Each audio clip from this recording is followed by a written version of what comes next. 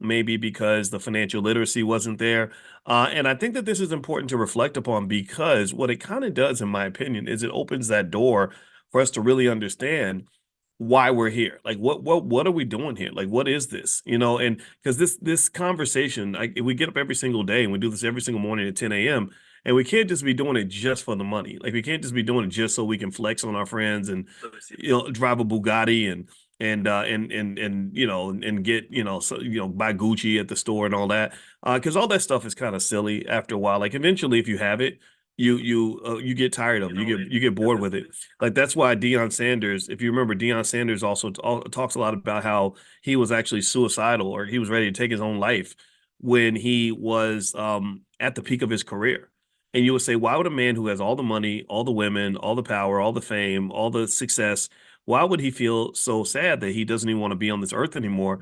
And I think it's because he didn't have his purpose. He had all this stuff, but he didn't know what to do with it. And I think that that's a problem a lot of young people run into, especially if you're listening to people that are in that low vibrational, superficial mode. I think that there's energy that makes us very low vibrational, where you're playing survivalnomics and strugglenomics instead of playing powernomics. I think about that whole conversation. I did a whole podcast episode. By the way, I do have a podcast. It's called the Dr. Boyce Breakdown. I have another one called Dr. Boyce Daily Stock Market. If you guys want to go on Spotify, just look up my name. There's 2 or 3 podcasts. I keep different. I kind of compartmentalize my content because I know sometimes people don't want to hear me talk about topics outside of financial stuff. So I respect that. And anyway, I was talking for a while about the conversations that happened even during the debates that have to do with black jobs and what is a black job. I know a lot of people were asking, like, what is a black job? What is a black job? And I said, yeah, I don't really want to talk about black jobs for too long. I'm not saying they're not important. They do matter. Black jobs do matter. But I said, instead of just talking about black jobs, why don't we finish the conversation? Why don't we finish the discussion instead of talking about just black jobs? Why don't we talk about black wealth? Why don't we talk about black owned? Why don't we talk about black health? Why don't we talk about black children? Why don't we talk about black success? Why don't we talk about black excellence? Why don't we talk about black education? Why does everything have to be black jobs? Black jobs, black jobs, black jobs. I'm looking for my black job. I want Trump to give me my black job. And I said, yeah, but if Trump is giving you your black job, he gonna give you the nigga job. Excuse my French.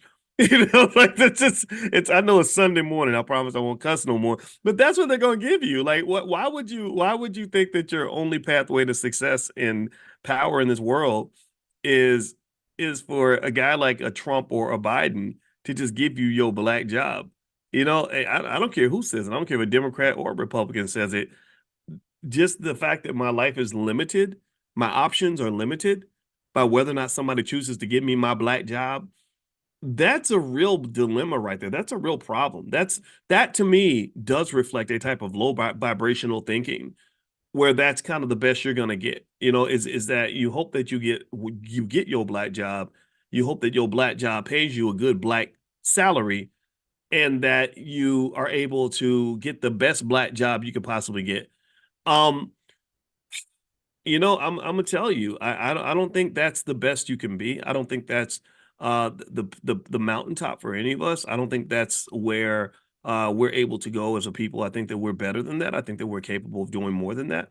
And anyway, so before I just get started, before I move on, can you all hear me? Give me a quick yes if you can hear me. Okay, let me know. I got the mic kind of far from me, and as you all know, when I'm traveling, you get issues with Wi-Fi and audio and all that, and I want to make sure I'm not like going in and out or something crazy like that.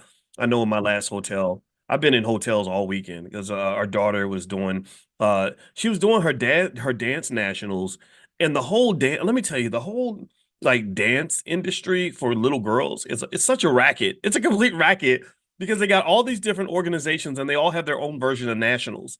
And I was like, how come every time we go to the nationals are always in Illinois? I thought that they would have nationals in Hawaii or California, or like when I did track and field, I did AAU track. And when we'd have nationals, one year it'll be in Florida, the next year it might be in California, then the next year it's going to be in New York. But no, every nationals was in Illinois. I said, they can't always have the nationals in Illinois. And what I found out was that they have like 40 different events they call the nationals. And it's all just and it's just they just suck up your money. So we were in hotels and watching the dance stuff and everything. And and just trying to be a good dance dad. That's my goal. I ain't gonna lie, it's a little boring for me, but I try my best to focus and to enjoy it, and also to me, I think if you love your kids, you love what they love. So if she loves it, I love it. I'm her number one fan. But anyway, with that said though, so yeah, so now I'm in a different hotel, and I was wondering about the Wi-Fi here. So thank you for giving me the yes to let me know you can hear me. All right, so let's talk about money and options, though. I really think it's important to kind of have a conversation about just what that means. What does that even look like? So because when you're trying to form a vision for your life, one requirement of having a vision is that you have to know what the vision looks like. A lot of people either have no vision or they don't know what their vision is supposed to look like. So they borrow someone else's vision, or maybe they just have no vision. And you say, okay, so what do you want to be? Like, what do you want to be in your life? And they'll say, I want to be rich. Because everybody says they want to be rich. That's a very popular future profession for lots of people. I want to be rich. Okay. How are you going to get rich? And a lot of young people are like, I don't know.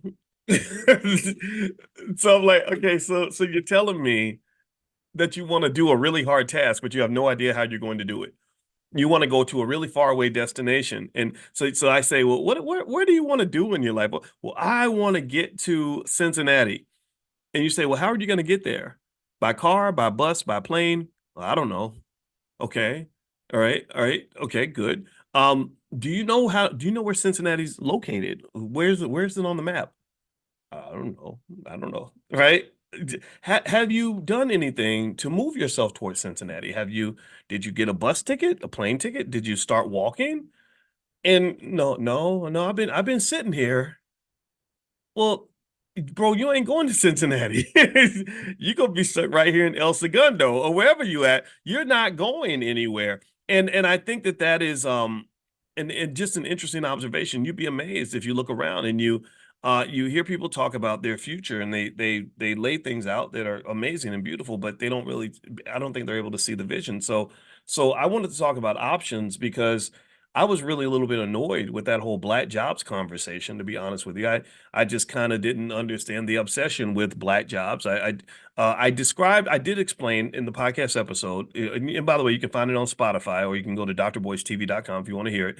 I did explain what I think someone might mean when they say black jobs. I've heard Democrats say it, I've heard Republicans say it.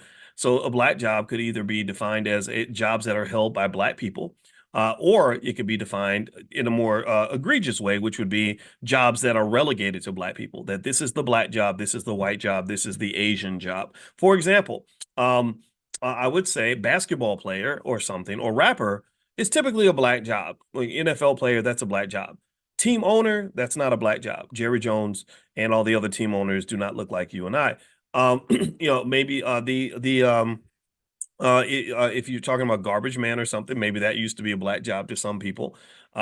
Senior engineer at Google is not a black job. That's not, because if you go to the meeting of all the senior engineers at Google and you gather them all in a room, you're going to see a whole bunch of white guys, you're going to see a whole bunch of Indian people and Asian people, and you might see one or two black people, but you won't see a lot, right? So basically, to some extent, there is, in my view, in America, there is a hierarchy. There's a hierarchy of what they consider to be the black jobs versus the white jobs. And one thing that I always remind you guys about when you talk about things like integration, like why were people so eager to integrate you? It was for the similar reasons to why they're so eager to bring in immigrants from other countries. When they open the borders and they let people in droves into the United States, that boosts the economy, by the way. That does boost the economy because it increases the labor supply. It increases the numbers of young people in your economy. A lot of economies are struggling and dying. Japan and other countries are dying because they don't have enough young people. They just don't. They don't. Their population's getting old. They're not reproducing. Japan is begging. I heard that there was a brother that told me this weekend. Is this true? There's a brother I met I went into the Armani store for a minute so I could just see how ridiculously overpriced the clothes were. I didn't buy anything, but I talked to a really nice brother, and he said, yeah, man, they're paying black men $75,000 to come to Japan and make babies.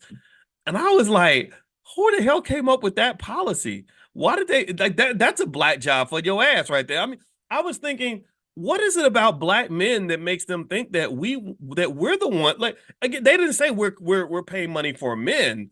They black men in particular. I said, Lord Jesus, that's okay.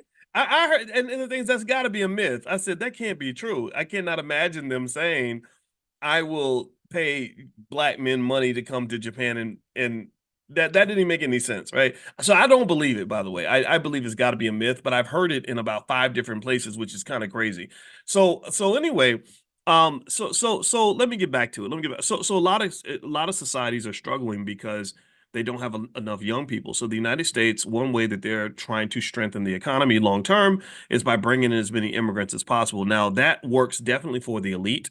Those who own businesses and corporations, they benefit because when the labor supply is higher, they can get more labor for a lower cost. So that means that if you get upset because you're only making $18 an hour and you demand 20, then they replace you with, an immigrant, robot, whatever they can do. Amazon, in fact, Amazon has I think they've deployed 750,000 robots. I put this on my Instagram, which is Dr. Boyce Finance.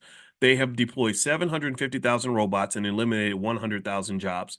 And if you don't think they're going to eventually deploy 2 or 3 million robots to eliminate a million jobs, you're crazy. They're going to do everything they can to get rid of the human element in their factories because human beings can be very costly to hire.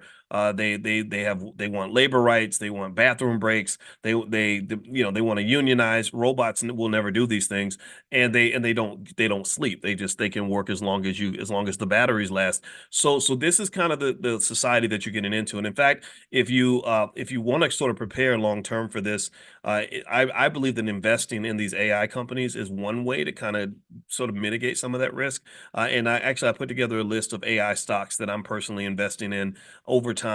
If you want to get that list, just text the word stock to the number 87948. Text stock to 87948, and you'll get profit alerts, and also you'll get that list of AI stocks. It'll be the first thing that comes to your text message. So let's go back. Let's go deeper into this though.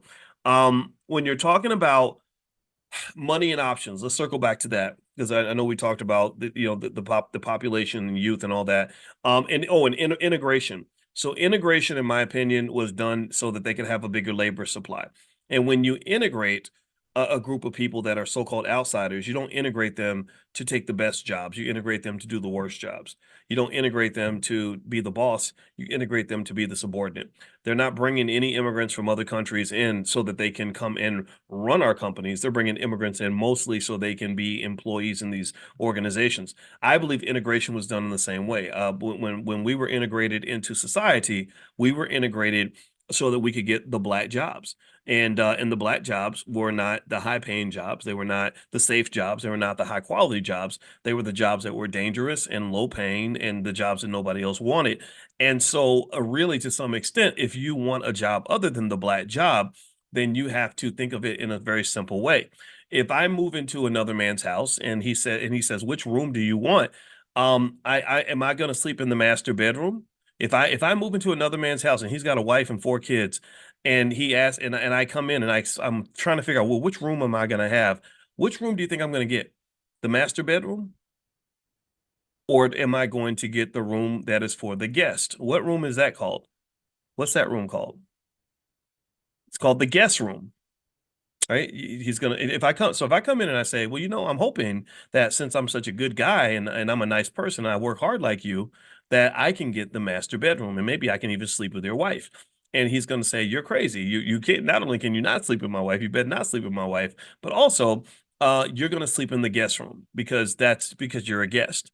So to me, I think when you talk about the term black jobs, that's what I think about. I think about the fact that you're in an economy that is owned and controlled and run by other people, and in that economy, you think that you're going to sleep in the master bedroom eventually, or that if you serve the economy long enough, eventually they'll let you sleep in the master bedroom and get the spoils of owning the house, when really they're going to put you in the guest bedroom or give you the black job, right? The black job is the guest bedroom in the American economy. It's basically this predicated on a very simple idea that says that if you are walking into a space that is foreign to you, that is not owned and controlled by you, then the power will not belong to you. That is not going to be your space. You're not going to get to decide where you want to be in that system. Again, I want you to understand. I want you to internalize this. Let me know if you're getting this. I sometimes I might overplay the analogy, but it's because I want to make sure everybody understands. There's no way I can move into a house that's owned by somebody else and expect to sleep anywhere other than the guest bedroom. It would be crazy for them to say, no, no, no, no, no, I'll stay in the guest bedroom. You sleep in the master bedroom. That people don't do that. Do you understand? So if you want to sleep in a master bedroom, then you're gonna have to be the master. Do you understand? The master will never let you sleep in the master bedroom because the master bedroom is for the master. The black job is for black people.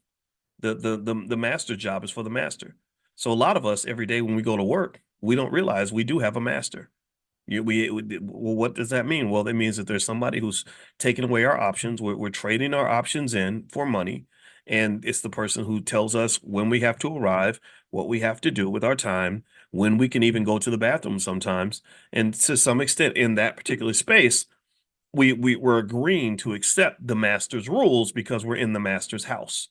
So, and then in addition to being in the master's house, we accept the job that the master will allow us to have. So there is such a thing in America, in my opinion, as a black job. I do believe that. I don't believe that we were integrated into the American economy to run the damn economy. So in order for you to sleep in the master bedroom, you're going to have to go build a house.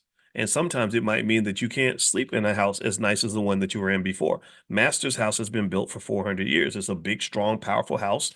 I go work for Goldman Sachs. They have corporate events. They're beautiful. They're amazing. You're in fancy hotels. You get a corporate credit card. You get all kinds of, really high salary and big fancy office.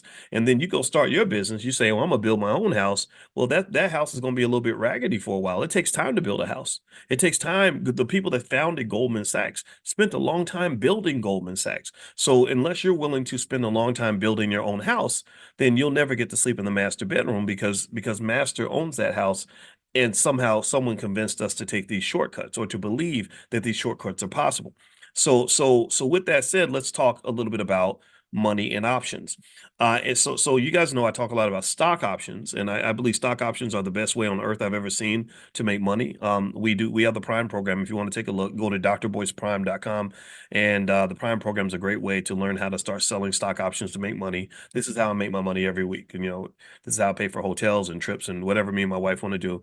It's just something people don't talk enough about, but I really think it's worth exploring. So drboyceprime.com if you want to see what we do in our class. But anyway, let's not talk just about stock options. I want to talk about options, period. Money is a beautiful thing to master, not just because it can buy you material items, but because money just gives you options. Money, having access to money, having access to resources creates one less barrier for you to do what you want to do. So let's think about it like this. How many of you can think of a lot of times in life where maybe your parents wanted to do something for you, but they couldn't because they didn't have the money? Give me a guess if you remember any moments like that in your life. And give me a guess if you know times in your own life, even now, where maybe there are things you might want to do for yourself, for your kids, places you want to live. Maybe you want to fly first class instead of coach, but you can't because money's kind of getting in the way. Or how about this? Days where you're sleepy and you want to sleep in, you would give anything for an extra 2 hours of sleep, but you can't sleep in because you got to get up because you have to go to work. Right. So these are examples of where money becomes a barrier, and a lack of money can create a lack of options, where that there is a barrier between where you are and happiness. Happiness is over there and you're over here, and you want to build a bridge between where you are and where happiness resides. Happiness might mean a couple hours of sleep. Happiness might mean a day at the spa. Happiness might mean more time with your parents. Happiness might mean going to the gym. Happiness might mean watching Netflix. Happiness might mean dating who you want. Happiness might mean living in another city. Happiness might be over there, but you're over here, and money is the barrier. Money, the bridge of money required for you to go from where you are to the place where you're going to be happy. That bridge has a void. There's a big gap that keeps you from getting there. That's the experience of a lot of people. And this is one of the reasons why I think that the best gift you can give to your child is not just economic resources, but also economic understanding. Because a person who understands economics, if they understand money and they have some money and then they know how to get more money if they need it, that person is a bridge builder. That person is a rainmaker in their own life. That person is not someone who's going out seeking opportunities. They can create opportunities. That's not a person who's looking for the black job. They can create a black job if they want. They can even create a white job if they want. And then when they choose a job, they can choose whatever job that they want. that is a person that has options. That's a person that tends to be happier and freer and just more open to all the possibilities that life can provide. So here are some examples of where money can create options, and why I'm hoping to convince you that economic intelligence should be a fundamental core value within your family. It should be right up there with going to church, or right up there with exercising, right up there with love and all the other values that you may have. Not because money is a god, not because you should worship money, but because if you master money to a certain level, then you can get money out of the way and really get to the business of living life. So here's some examples of where money might create options. One, if you want the day off from work, money will give you the day off from work, so you can sit around and think about your purpose and why, what you want to do with your life and what really matters to you. So instead of going along with masses plan, you get to go along with your plan or God's plan. Right? You get to get in touch with the universe and meditate and think about things, and you're not distracted by all that time you got to spend on the factory floor or in the corporate office. Also, if money allows you freedom in relationships, a lot of times, think about how many times people will, especially it happens a lot with women. I thought about this a lot when I was writing my book, Financial Lovemaking. I saw a lot of examples where women were dating men that they would not have chosen if those men, if they'd had their own money, or if the man did not have money. A lot of people will sleep with other people because they're looking for somebody that can help them pay the bills. They will, you'll see it all the time. You see, anytime you see a 25-year-old dating a 58-year-old, some fat, ugly 58-year-old man, well, you know that there's money behind the equation. So you have to wonder, like, what would she choose if she had enough money or had her own money, or if he had no money? Like, how does money kind of shift that variable? Or even for men, a lot of times you'll hear men say, well, it's cheaper to keep her or whatever. So I'm afraid of exploring myself and living the life I need to live, because a divorce would be so financially devastating that I just can't afford to do it, or whatever it is, right? Or men even, men. I think even a lot of men's self-esteem is driven by how they do financially, and so I think that in terms of having options for yourself, if you're talking about dating, I can tell you this: when I went from being a broke graduate student to making $100,000 a year as a finance professor, my dating options exploded tremendously. And then when I became a millionaire, it was too explosive. It was too much. It was too overwhelming. And so I'm not saying that this is the pathway to go, but I can say that money does matter. And money matters in dating, in relationships, in ways that people, they don't want to admit. They want to act like it's a non-entity, but no, it's a huge entity. It's a huge variable. Also, you can travel freely. I mean, I think traveling is something that everybody should do. If you have plenty of money, you can go around the world. You can learn about different cultures. There's a lot of limited thinking that happens in America because we don't see other countries. We don't know how blessed we are sometimes because we've never seen how unblessed other people are. If you ever go to, parts of Africa and Bangladesh and other places, I mean, to see the really poor areas, they have a level of poverty that's just absolutely inhumane. It's inhuman. It's insane that we allow other human beings to live this way when we've got people like Elon Musk who are making 10, $20 million a day. I just don't. I think that's honestly, from an ethical standpoint, that's insane to me. I don't get it. Also, when money's out of the way, one thing that's going to happen with your children when you have gotten rid of the financial stress is they're going to start operating on a higher vibrational frequency. Some might say the negative interpretation would be that they're out of touch with with the problems of poverty, right? And that's a legitimate critique, that they're not going to be able to relate to not being able to do what you want to do because you don't have enough money, because that won't be their experience. That could be the negative of it, but the good side of it, the good side of being out of touch, is that if you are operating and vibrating on this higher frequency, yeah, your feet aren't going to be on the ground anymore. You're not going to have to worry about what's happening on the ground. You're thinking about what's happening in the clouds. So ultimately, I personally will admit that I kind of enjoy the idea of knowing that my children could really find out who they are and what they want to do without money shaping who they are and what they want to do, without money defining what job they're going to take. They don't have to go take the black job. They don't have to take any job because they know how to create a job, or they know how to walk away from jobs if they want to. Jobs, see, the thing is, and I'm saying this as a finance guy. I've been teaching this finance stuff for a long time, and let me just tell you, I've come to the conclusion that capitalism, number one, it ain't nothing but pimping. That's what it's really pimping. And if you understand how pimps operate, you understand capitalist systems very, very well. Pimps are able to extract resources out of vulnerable people. Pimps are able to manipulate people psychologically to get them to do work on their behalf so they can extract things from you, and they operate and they maintain that control through fear or insecurities, various insecurities. If you're financially insecure, emotionally insecure, and physically insecure, then you're a perfect target for a pimp, because the pimp will offer a semblance of that security in exchange for a massive wealth extraction. They're going to take the very best of you.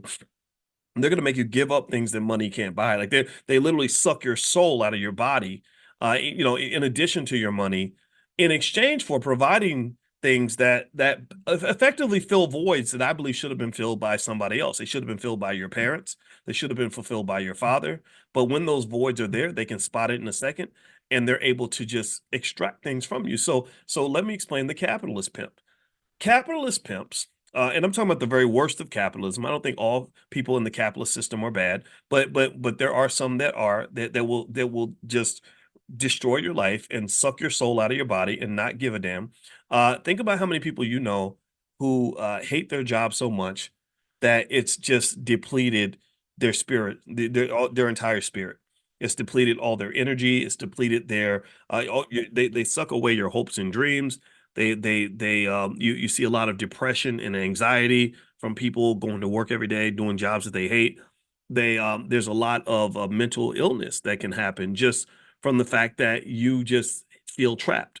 And this is very natural. This is that soul sucking process. This is the same way when you have the dreary eyed prostitute who just takes drugs so she can numb her mind enough to do what is required to fulfill the wishes of the pimp, because the pimp controls her whole life, right? So he's it's like this demonic soul draining kind of process where he's like, bitch better have my money. You know what I'm talking. Y'all know the song AMG, right? So the point of the matter, and forgive me for being direct and vulgar with this, but this is the reality. So when you're in a situation where you don't have options and no one prepared you with options, no one gave you any resources, then capitalism does a very good job of kind of controlling your life. That's where you see college graduates who don't have a nickel in their pocket, and a ton of student loan debt, who they could literally find one direction they want to go and say, this is where God is telling me to go. This is where my passion tells me to go. But then let's say that going this way, they're going to get 30,000 a year. But then somebody says, well, if you go this way in the direction your passion is not telling you to go, we'll give you 52,000 a year. Well, they're gonna reverse the whole bus, right? They're gonna do a whole U-turn on their life over, a measly $20,000 a year. And here's the reality that I'm here to share with you, and I hope that you'll hear me on this. If you plan ahead when it comes to family wealth, if you give yourself a 5, 10, 20-year plan, $20,000 ain't nothing. It's nothing. I mean, it's amazing to me how many people I know who will derail and transform their whole entire life over very small, insignificant amounts of money. The money seems large because you're trying to earn it all really quickly. It's like if I try to go, it's like, think about it like this. Here's another way to look at it. This is what goes through my head. I hope I can communicate this. Think about it like this. 75 miles is not a long way, right? It's very easy to go 75 miles. But what if I said you got to go 75 miles in 30 seconds?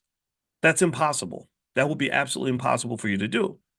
But if I give you time and I say, well, in the next 2 weeks, you're gonna have to go 75 miles. Well, you can go 75 miles over, 100 times in that amount of time if you start early, if you don't wait to the last minute, if you don't waste time.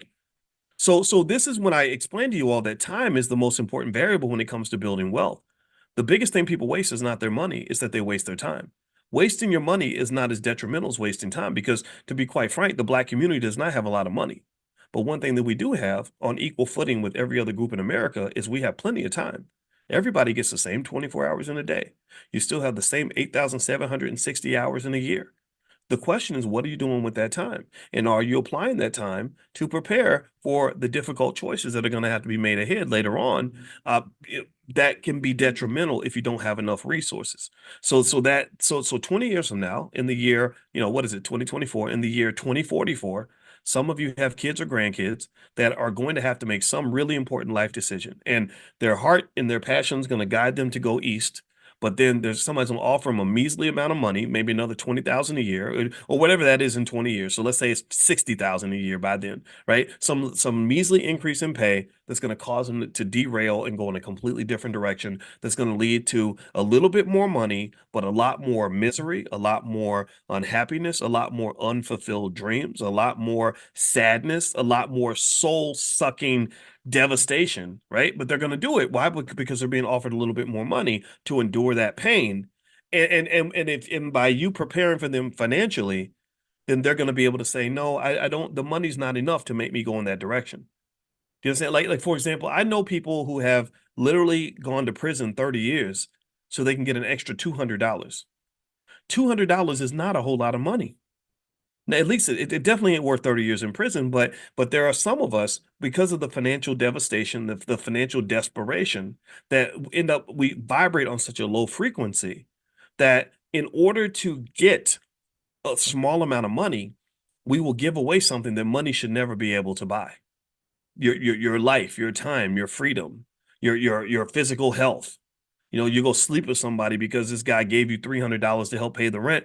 $300 is not worth your body, but then in that situation, it feels that way because you have no other way to get the money. So this is where planning really comes into play. Money provides options. People that have plenty of money, people that have financial security, are able to live a better life because they can make choices where money is not even a variable in the decision-making process.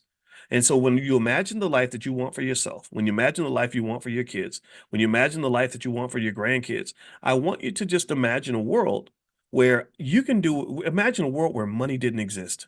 Imagine a world where it's all about just making the best decision for yourself, and money is not a variable in that choice. You understand? And then at that point, I think you'll get a sense of what it's like to live life with plenty of options. So here's some other examples. If you talk about education, even money becomes a barrier when it comes to what college your kids pick, things like that. Where you want to live. Some people say, hey, I want to live in Hawaii, but then they look and they see the price to live in Hawaii, or they see that their job is in Idaho or whatever. So they got to go live in Idaho when they dream about living in Hawaii. When it comes to supporting family, I'll never forget when I had a friend who told me, she said, you know, Boyce, I used to never listen to, I got a lot of relatives and loved ones who don't listen to a thing I say, who won't ever come to this class, who literally don't care what I do. And it's okay. I don't like to be preachy to people unless they want me to preach about something, I will. But for the most part, I don't believe in being pushy on people that don't want to hear it, because it stresses them out and it stresses me out and it's just not fun. But one day she called me. She said, Boyce, I used to never listen to anything that you said until my mother got sick with cancer. And the doctor told me that she had 7 months to live. And so because my mother was dying, I wanted to spend every minute in the hospital with my mother because her mother was her best friend. And she said, I was furious when my boss called me and said, if you don't leave the hospital and come to work right now, you're going to get fired. And because I was struggling, I had to go pay the bills. I had to go to work. I had to leave my mother's bedside as she's dying to go to this stupid job that wasn't even paying me that much money. And I felt bad for her. And I don't think anybody should have to live like that. You know, I don't. And I think about this friend that I have who told me this, and I know that a few things happened culturally that should be addressed when it comes to wealth in the Black community that are not always politically correct, but have to be addressed if we're going to really elevate and vibrate on our highest frequency. And I thought about her father, and I thought about the fact that her father abandoned her when she was a baby, or maybe her mother disconnected from the father. I have no idea, but I know that if she lived in a world where she had a parent or two who knew and had the discipline to do the things necessary to prepare her for those difficult life battles that lied ahead, she never would have had to make such a horrible choice. She never would have to go back to a low-paying job instead of sitting by her dying mother's bedside. She would have been able to say, you know what, I'm taking a 6-month leave because my mother's dying and I need to go spend time with her. I just really, and the thing is that anybody who's sitting here, if you're talking to me every day, you have all the tools that you need to to to prepare that kind of a life for yourself and for the children too. You have everything you need. You just have to execute. And the thing is, you have to execute before it gets too late. Because what happens is that, unfortunately, when we're trained to be reactive as opposed to proactive, reactive means you wait till the disaster happens and then you freak out about it. You cry about it, you whine about it, you talk about how terrible it is to have to take a black job when you really want the white job and all that stuff, and how oppressed you are. And that's reactive. You react to oppression. We cry, we scream, and we holler about it. But I don't believe in just being reactive. If you're disciplined, you're going to be proactive. You're going to have a consciousness level where you can imagine how horrible you're going to feel when you have to walk away from your dying mother's bedside so you can go to that raggedy ass job, and you're going to say, I don't want that for me. I don't want that for the babies. I don't want that for the kids. So we're going to make little investments right now. We're going to take little steps right now so that we're going to be ready, so that when those days come, because they will come, they will come. I got two parents that had cancer this year. The day will come. And when that day comes, you're going to be ready for that. You know, when I found out my parents both got sick, oh, I was on that plane quickly. I got my siblings on the phone quickly. We made a plan quickly. And our ability to execute that plan was a culmination of 40 years of preparation. If one of us had been out, strung out on crack, sitting around with our baby's mamas and wasting time and didn't want to go to school, didn't want to study, didn't want to save, didn't want to prepare, then it would have been very difficult for us to activate the family as a protective unit to show up for the people that we love. It would have been hard for us to do. And I get it. I know some of us, sometimes we don't make all the choices we should have made, but Lord, I mean, you got to get ready. You have to prepare. And I think that preparation needs to be our culture. Preparation needs to be one of our tip top values that we possess, because nobody is under attack more than Black people. Nobody is under the risk of oppression than Black people.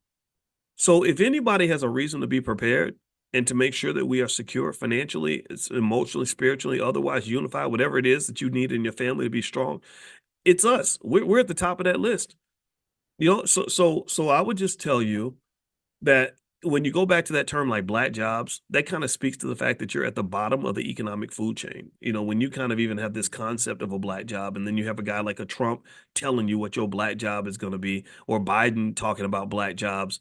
But none of these individuals are ever interested in taking a Black job. They're like, no, the Black jobs are for Black people. They're not for me. Like I'm Donald Trump. I own hotels. I have billions of dollars. I don't want a Black job. Then I think that means that you need to reflect a little deeply on the role that you've been given in this economy and the mandate that is required for us to build alternative economies where we get to be the ones in control. I even think about LeBron James and his, I love the fact that he brought his son to play basketball with him. I think his son's problem is that he's short. He's not as tall. He lists himself as 6'5" or 6'6", but he's really like 6'2". So I think that's going to be his issue in the NBA. But I was really happy to see LeBron bring his son in, because I thought that was cool. I like fathers creating opportunities for their kids. I think that was the coolest thing. But then I said, yeah, but don't forget that LeBron also has a Black job. He just has a high paying Black job. And let me explain what I mean by that. I said, okay, so everybody talks about LeBron engaging in nepotism by bringing his son onto the Lakers, right? I said, but do you think that the team, if you look in the Lakers front office, you will find that there are many, many people in the front office who are related to each other at the Lakers, from what I understand. I think they had a previous owner. I heard he died. I thought he was still alive because I don't keep up with that stuff like that. But Dr. Jerry Buss, and I think his daughter Jeannie Buss or something is the owner, one of the owners of the Lakers, or the owner or something. And then I think that there's some other people from their family that work in the front office. And I want to ask y'all a simple question. Um, could LeBron have drafted his son without asking permission from the owners of the team? Yes or no? But if LeBron had just wanted to just do it on his own without talking to the owners, could he have done it? No. He got his son a job because he put in a good word with the boss. And the boss said, well, you've been a good loyal employee and we like you. You've been a good boy. I'm kidding, I'm being silly. You've been good. So we're gonna bring in your son just out of respect for you. And LeBron's a great guy. I mean, LeBron's a billionaire. He's a model citizen. I love LeBron James. But here's a little contrast I got to point out. When Jerry Buss decided he wanted to bring in his daughter, did he have to ask for LeBron's permission? What do you think? Do you think he had to ask anybody's permission? If you're the owner of the Lakers and you want to engage in the very same nepotism that LeBron James did, do you have to ask anybody? No, he'd not care. And I think sometimes we forget that distinction because I still remember when the Dallas Cowboys owner Jerry Jones was caught in the photo from the 1950s where apparently he was with a group of white guys that were blocking the Little Rock Nine from coming into the school. Y'all remember that? And everybody was like it happened at the same time that Kyrie Irving was being mistreated because he retweeted something that was offensive to the Jewish community. Y'all remember that? And there were a lot of people that were like, well, y'all need to give the same smoke to Jerry Jones that you gave to Kyrie Irving, and it's not fair that he's gonna get that Kyrie gets suspended and mistreated, and Jerry nobody does anything to Jerry Jones, and I said, well, you don't know the difference. Do you know the difference between the owner and the employee? Like, do you know the difference? I'm not saying that Jerry didn't deserve a penalty for his behavior for sure, but I was like, but Jerry owns the team. He's a billionaire. He's not a basketball player. He doesn't spend any time working on his jumper in the gym. He doesn't have to do that.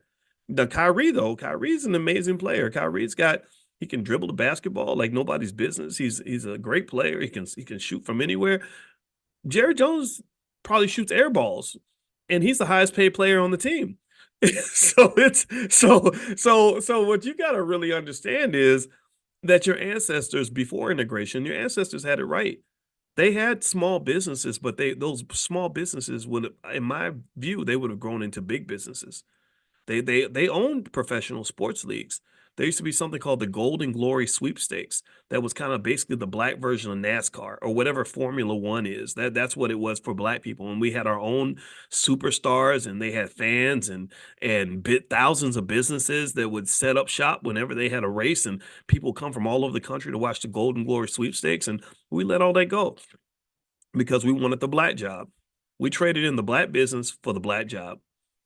I don't want to trade in black businesses for black jobs. I'm not saying black jobs don't matter, but I would rather have the black businesses because then we get to choose what job we want. We don't just get the black jobs. We can also be in the owner's box when we choose to do that. So don't put limitations on yourself. Give yourself options. Embrace financial intelligence. You already have. I just want to remind you that you're doing the right thing. Make sure the kids get it. Invest for them long term. Blackwealthmasterplan.com. Blackwealthmasterplan.com is where you can get the free $5 a day plan if you haven't been introduced to that. So I encourage you to go take a look. Now I'm going to go, guys. I got to get out of here in a minute, but a couple things I want to mention. Number one, we'll be back tomorrow morning, 10 a.m. Eastern. We do this every single morning, 7 days a week, financial consciousness training, where we do economic elevation with each other and just kind of have talk conversations about economics. I got this from my father. My father was more of a conversational teacher, and I think you could teach just as well by talking about stuff as you can with charts and graphs and slides. But if you want to join and you want to come into the private Zoom, just text the word morning, MORNING, to the number 87948. Text morning to 87948. Also, a lot of you were asking about learning like the basics of stock options. So I mentioned to you all that as a companion to Money in the Morning, I was creating something called Money in a Minute. And what I did was I wanted to solve the problem of time for you. So basically, what Money in a Minute is designed to do is to give you bite-sized lessons on some financial topic that you want to get better in that you can receive on your phone via text message. Just, and just go through it in 90 seconds and be done for the day. So if you want to join Money in a Minute, then all you have to do is make sure you're on the text list. And the first one's going to be stock options. So basically the fundamentals of stock options is the first Money in a Minute class. This came from you guys. I asked you all what would you like for me to do. So stock options was your top pick. So the first one will be stock options. The lifetime access fee for the material is $2.99, but for the next couple days, we'll drop that price for the early adopters to just $99. So you guys that want to jump in first, it'll be $99 for the next 2 days. You will get a text link to join. So just make sure you're on the text list. Text the word morning to 87948. And also tomorrow I'll bring the link. I just don't have it with me. But also you should get a text sometime today with the link, and you can join, and then you'll get the message each day.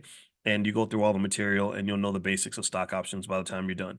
All right. So I'm gonna get out of here, guys. God bless you. And thank you guys for hanging out with me. And I will see you all tomorrow morning. Take care now. Bye bye. Hey, what's going on, guys? What's going on? I hope you guys are having a wonderful day. Welcome to drboycetv.com, the home for intelligent Black people.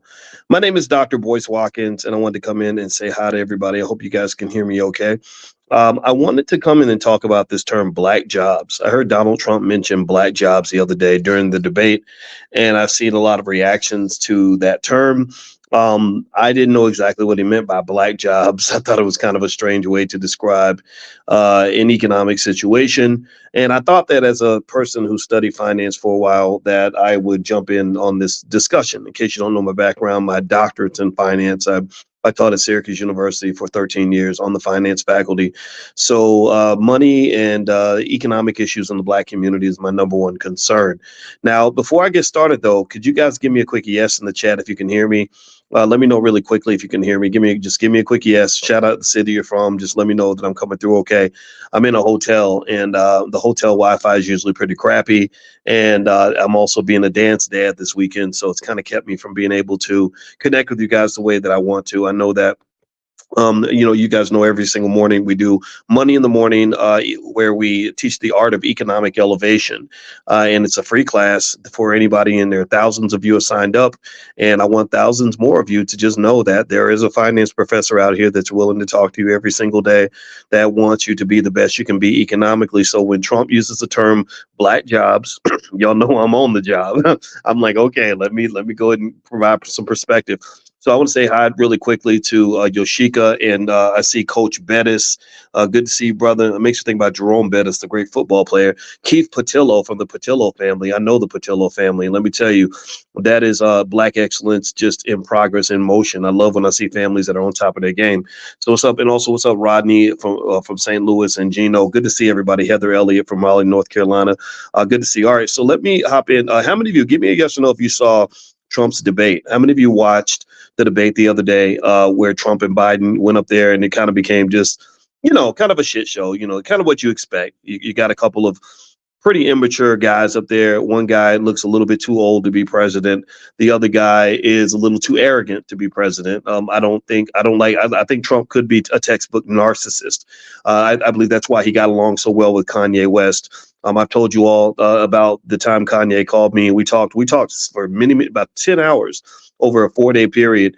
And I was trying to sort of get through to him, and it was very, very difficult because he kind of lives in his own little world. And it became so frustrating that my wife just said, I don't know if this is good for you, your stress levels. And I tell you, it's not fun. It's not fun to talk to people who just are out of touch. And I'm gonna tell you, Donald Trump is not. I've never thought of him as a good person. He's not a. If you believe he's unethical, then you're probably right. Anybody who's been in the boxing industry, hung out with Russian gangsters, and done business with people like Don King and Al Sharpton his whole career, you know that there's something going on there, something that's not on the up and up. But I want to say this clearly though too. I don't blame you for whoever you want to vote for. I want to make that clear too. Because I have big issues with Biden. If you remember, Biden incarcerated more Black men than any president in American history, other than the ones during slavery. I don't even know if there were slave presidents that sent more Black men to prison than Biden did. He called y'all super predators.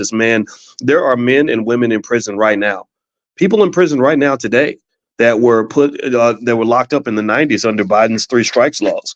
And y'all want to walk around here tap dancing, acting like it's okay. No, it ain't okay. I don't get that. I don't get the low self-esteem or the fear where we have so much fear that we'll just let people just scare us into voting for whoever. I don't do that. That's just not what I believe in. But you could do what you want to do. If you want to pick the lesser of two evils, I'm not going to knock you for that. I'm just not a fan of that. But anyway, guys, so I don't have a ton of time. My wife and I are going to be leaving pretty soon, but I wanted to kind of talk about this whole black jobs thing. All right, so so let's kind of break this down real quick. When I heard the term, I didn't think much of it at the time, but then I saw the internet kind of reacted to it. And as you know, Black unemployment has been a trigger topic, an important discussion talking point for many, many years. During the Obama administration, Black unemployment was something that was discussed almost every single week. At that time, I was talking a lot about Black unemployment also, because if you recall, Obama said something back a long time ago about the rising tide will lift all boats, which is basically kind of like this false integrationist narrative that says that if we help everybody, if we help white people, then that's going to naturally help black people too. And the Democratic Party's kind of run with that. I think Obama set the precedent for them to say, "Hey, we're doing these things for all these other people," and given that black people fit in these categories with these other people, they're going to be helped too. Like so, when Biden brought up black economics, he said, "We're passing laws to help mothers with child care costs, and there are many black mothers. Therefore, black people are benefiting from what we did for mothers." And that's a lazy way to address the racial wealth gap. That is a racist way to address the racial wealth gap. And let me explain why. What you're basically doing is you're saying, hey, we're not going to do anything specific to help the black community. We're going to do things for everybody and then talk about how black people benefit too. Right? Like it's not like somebody giving you a ride. If I say I need a ride to a specific location, and then I say, well, we're going out west anyway, so why don't you pick a different location and we'll give you a ride there? I'm not gonna give you a ride specifically because you need a ride or specifically to the place you want to go. I'm going to just take you where I was already gonna go and then take credit for giving you a ride in addition to everybody else. That's very different from me saying, I'm going to specifically give you a ride to specifically go where you want to go. And this is what black people are dealing with. You specifically were targeted for an unbelievable amount of racism for 200 and something years. More than that, actually, 400 years. You were specifically targeted because of the color of your skin. They specifically robbed you of your economics. They specifically enslaved you. They weren't enslaving single moms. They weren't enslaving gay people. They were enslaving black people. We know these things. So they were specifically targeting you for all this racial abuse you've experienced.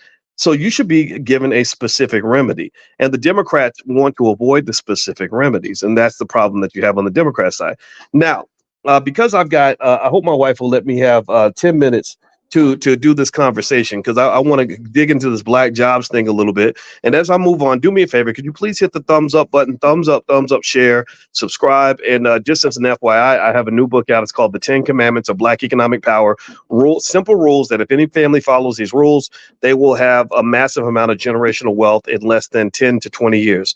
So if you want to take a look at that book, just feel free to go to drboycebooks.com. And also my wife is a licensed therapist and a full professor of social work, Dr. Alicia Watkins. And she also has workbooks on things like financial anxiety and dealing with financial trauma and ways that you can overcome. These are called solutions. I know we're not used to solutions, but that's what we talk about in the Black Business School. So feel free to go to drboycebooks.com. All right. So here's the deal. So Trump uses this term black jobs. And everyone kind of, gets in a tizzy about it. And again, I'm not a fan of Donald Trump. And I thought about this term. I said, what does that mean? What the hell is a black job? I don't know what that means. I felt the way a lot of people felt. I had to meditate on it. I had to sit back and literally look into the universe and talk to God and say, what the hell? What's a black job? Is it a job that is black? Is it a job that's just for black people? Is it a job that's occupied by a black person? And so I thought about it. And so here are my interpretations of the term black jobs. First off, a term's definition can change based on who's actually saying it. That's the first thing. It's based on perspective. As you guys know, when you come to financial consciousness training every morning, I talk to you all about perspective and also just kind of being able to empathize and see the world from different points of view. Okay. And so here's the deal. The term black jobs does not mean the same to everybody. The definition changes based on who's saying it. It also changes based on the perspective of the individual who is saying it. So let me break that down further. So it's almost like the N word, right? Like I hear a lot of people explaining that when a black person says the N word, it's different from when a white person says the N word. But when a white person says the N word, that might be different from when a white racist white person says the N word. And even when a black person says the N word, that's different from an angry black person saying the N word. Let me know if you're following this. Right? If I say, "What's up, my nigga?" That's different from me saying, "Get out of my face, nigga." Right? That's two different. The same guy, same race, it just means different things. If a white guy says it, you got the wiggers, the wiggers, the white guys who think they're black. If they say the N word, they're trying to be cool. They're trying to fit in. They're quoting words from their favorite rap songs. But if a hillbilly from the South says the word "igger," if they say it, then you know that might mean that they're really trying to say something negative about black people. Let me know if you know what I'm talking about, because I'm from the South, so I kind of hear them country accents. So if you hear a racist person, if you hear a country music singer use the word, it's gonna have a different interpretation. You know what I mean? Y'all get what I'm saying? Y'all let me know if you get what I'm saying right there about that. Okay. All right. So let's get back to it. Okay, so black jobs, and I'm saying this as an economist who cares deeply about black jobs. It means different things from different people based on different interpretations, different situations. Okay, so when Donald Trump says black jobs, I can't tell you exactly what that means. I cannot go into that man's mind. What I am going to guess is that there are a couple ways to look at it. The worst interpretation of the term black jobs could be this. It could be that, there are certain jobs in society that are typically occupied by black people that most other people do not take, right? Just like there might be immigrant jobs or rich white people jobs, right? If you think about the job, if someone is wealthy and white and they say, my son got an internship this summer, okay, this is a rich white people job. So that's going to be maybe they're working at Goldman Sachs, or they're doing something with some exclusive bank and working with wealthy clients or whatever, right? Whereas when I was in high school, the type of jobs I had were like restaurant jobs, and also on top of that, the black men did not get the nice jobs like the white girls. The white girls would get to work out front. They would get to work the cash register and all that stuff. They didn't trust me with the money. They had me in the back washing dishes. That was my version of my black job. So there is a belief that there are certain jobs that black people tend to acquire or tend to be allowed to take that other people don't take. And you guys know, if you've been following this platform for even 30 seconds, you'll know that I've explained that part of the reason that you get locked into so-called black jobs is because you fell for this fairy tale of a myth called integration. You fell for this false belief that by selling your black-owned businesses, giving up all of your banks, giving up your insurance companies, giving up your institutions, giving up black-owned schools, giving up black-owned bus companies, whatever the case may be, you believe that by giving up all your businesses and going to work for institutions owned by your oppressor, that somehow that would lead you to have a better life. Tell me if I'm lying. Tell me if I'm lying. All these Negroes sitting there complaining about how racist the NFL is, or how the NBA hired a white boy to coach the Lakers when there are qualified black men like Sam Cassell who could have taken the job. They're in the same tradition of the poor people who forget that we used to own the Negro leagues. We used to have a professional sports league. We used to own all of that. But when you don't own the house, you don't get to pick the color of the bedroom. When it ain't your house, you don't make the rules in another man's house.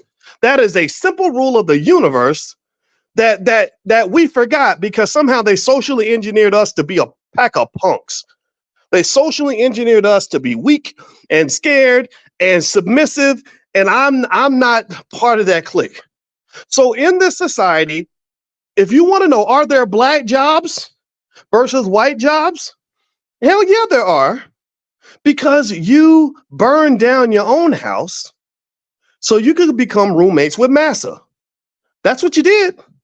When you got all caught up in the whole civil rights, we shall overcome. And we celebrated the idea of a black man getting his head bashed in so that he could just have the privilege of spending his money at a white-owned business. What the hell is it? We didn't define it for what it was. We didn't call it for what it was. A mental illness. It is an absolute mental illness when I'm going to let another man beat me to within an inch of my life just so I can have an opportunity to give him my money. That ain't customer service, people. That's not customer service. So what I'm saying to you is that in this economy, you're right. There are black jobs. There are jobs that that black people tend to get that white people that white people don't want. If I go to Google and if I'm a black man and I want to go to Google and become an engineer, they're like, no, sorry, sir. They're not gonna say it. They're just gonna show you this. So they're gonna say, no, sir, that's not a black job. But if you came in and you want to rap at our annual Christmas party, oh, that's a black job. You know, I bet you if you go to Google and you have a meeting of all their senior engineers, I bet you there might only be one black guy in the room. Out of 300, there'll be one black guy and a bunch of white people, Asians, and Indians. Tell me if I am lying. Tell me if I'm lying. So senior engineer at Google, unfortunately, is not typically a black job. That's just the reality. But rapper, basketball player, stripper, those could be black jobs. You look at hip hop, you look at what they did to hip hop, how they got now the most popular female hip hop artists in the world, Lotto, Megan the Stallion, the other one, I can't remember all of them, but Ice Spice, whoever, they're all pretty much strippers. They're just strippers who know how to rap. So basically, that's a black job. Taylor Swift ain't twerking when she goes. Taylor Swift can make $1 billion without shaking her ass one time.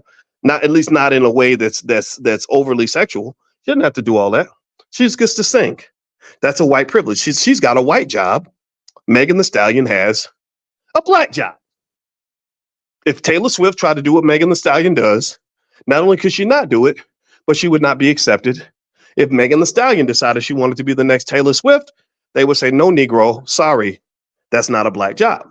So there are in a racist society, which America is, in so-called fake in the space of false integration, you have black jobs and you do have white jobs. That's the reality. Now, whether or not Trump was referring to this when he spoke, I have no idea. I can't get in that man's head.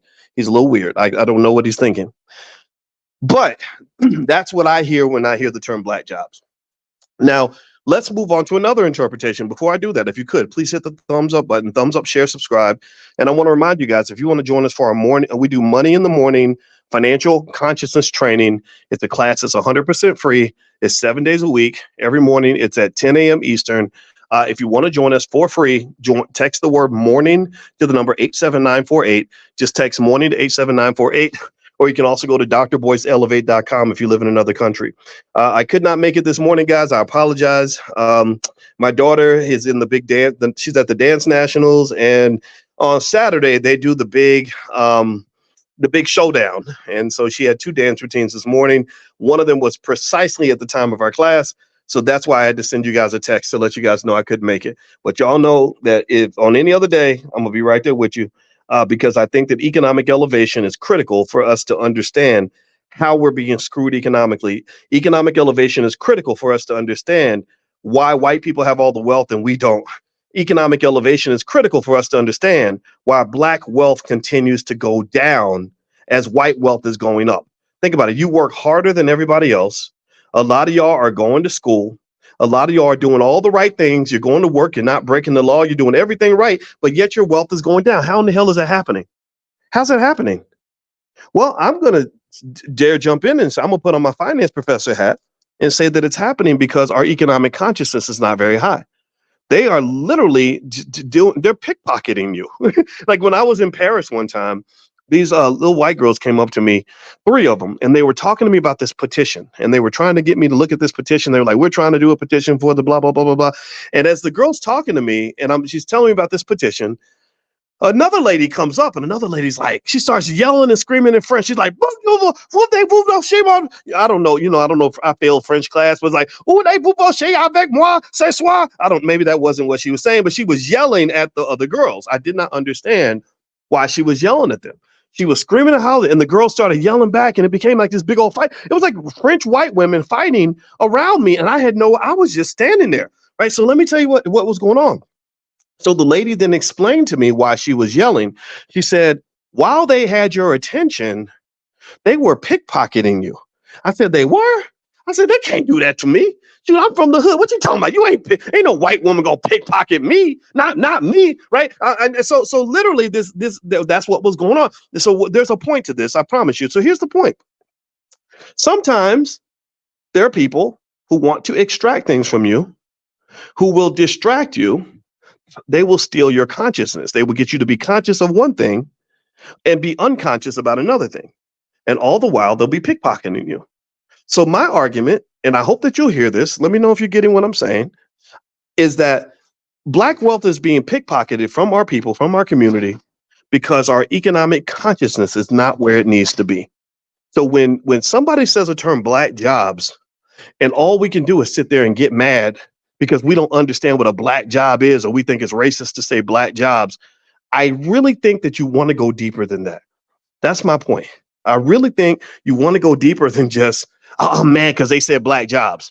Because seriously, if you're caught up in the Democrat Republican nonsense, that means that if you're a Democrat, you're only mad about the term Black jobs because Trump said it. You wouldn't be mad if Biden had said it, because Lord knows Biden was mumbling a whole bunch of other shit up there because that man is too old to be president, and you know it. Right. And if Biden has said Black jobs, the Democrats wouldn't be mad. And the Republicans would be the ones saying, oh, see, they're racist. They said the term Black jobs. Right. So get away from the Democrat Republican stuff, because that's all silly. So let me kind of give you another interpretation of the term Black jobs. So that first interpretation could be that there are certain jobs that are for Black people and other jobs that are not for people who are not Black. Like I mentioned, like me being a dishwasher, when I worked at the Hungry Pelican restaurant when I was 14 years old, that was a Black job. That was the kind of job the Black guys got. I didn't get to be a host to greet the customers. I didn't get to run the cash register because that was not a Black job. Another interpretation of the Black job term could be jobs that are just possessed by Black people. So if I say Black jobs, and my goal is not to be racist toward my own people, that will make me a weirdo. If I say the term Black jobs, what I would be referring to is all the jobs in our society that are controlled by Black people right now. So being a bus driver could be a Black job if a Black man has that job. Being a surgeon could be a Black job if a Black woman has that job. Being a nurse could be a Black job if a Black man has that job. Being a hostess at a restaurant can be a Black job, right? So any job owned or possessed by a Black person, because you don't own your job, by the way, your boss owns your job. Let's make sure you're clear about that. You're renting your job, or you're renting yourself to the job, however you want to look at it, but that's not yours, right? So when you die at your desk because they worked you into an early grave, they're going to replace you within a week and forget that you were ever there. So just make sure you understand that you don't own the job. You can't pass the job to your children. The best thing you can do for your children is put in a good word for the child and hopefully get the boss to draft your child, just like Bronny James got drafted by the Lakers because their father had put in years of good service for the company. All right. So whereas the owner of the Lakers doesn't have to ask anybody's permission if he wants to draft his son, when the owner of the Lakers drafted his children to come and work for the organization, he didn't have to ask for shit. He didn't have to go ask for anybody's permission. He didn't have to hope that the boss decided that he did a good enough job, that he's going to put in a good word for him and he's going to give him an opportunity. No, the owner of the Lakers, Jerry Buss, I believe that was his name. The owner of the Lakers, when he wanted to hire his children, he said, I'm hiring my children, right? So this is why, if you want to know why I'm a big advocate for Black-owned businesses, because I need you to know the difference between having a good business and having a good job. A lot of us will put a ton of energy into getting a good job and keeping a good job, but we won't put the same amount of energy into starting a good business and building a good business and keeping a good business, because that requires too much work. That's the reality. That's what you're dealing with. So when you talk about Black jobs, to me, a Black job is a job that is controlled by a Black person. Now, the immigration point, I think, is worth hearing. Dr. Claude Anderson, the author of Powernomics, the greatest economic thinker of the 20th century and beyond. He's the Black Marcus Garvey of today, or he's the new Marcus Garvey. Marcus was Black too, but he's the modern day Marcus Garvey. He says repeatedly in his books, and he wrote this in the early 90s, he said that immigration policy has been specifically designed to dilute the economic and political power of the Black community. That there was a time where your numbers were bigger, your economic share of the pie was bigger, your opportunities were bigger, and that is deliberately being undermined because they're bringing so many people in from other countries. And the other thing about immigration policy, and if you come to our Powernomics training, which we do for free in the Black Business School every Wednesday night, you would know that immigration policy was specifically designed based on skin color. So what they said was, they said, look, if you are immigrating from England, we'll take as many British folks as you want to bring. If you're immigrating from Spain, we'll take a ton of those. If you're coming in even from Mexico and South America, we'll take a ton of those. But if you're coming from Africa, wait, what? Nah, we don't want no Africans. Y'all need to stay over there, right? So because they said we don't need more black people, we need fewer black people. We don't need the Kool-Aid to be stronger. We need to water it down.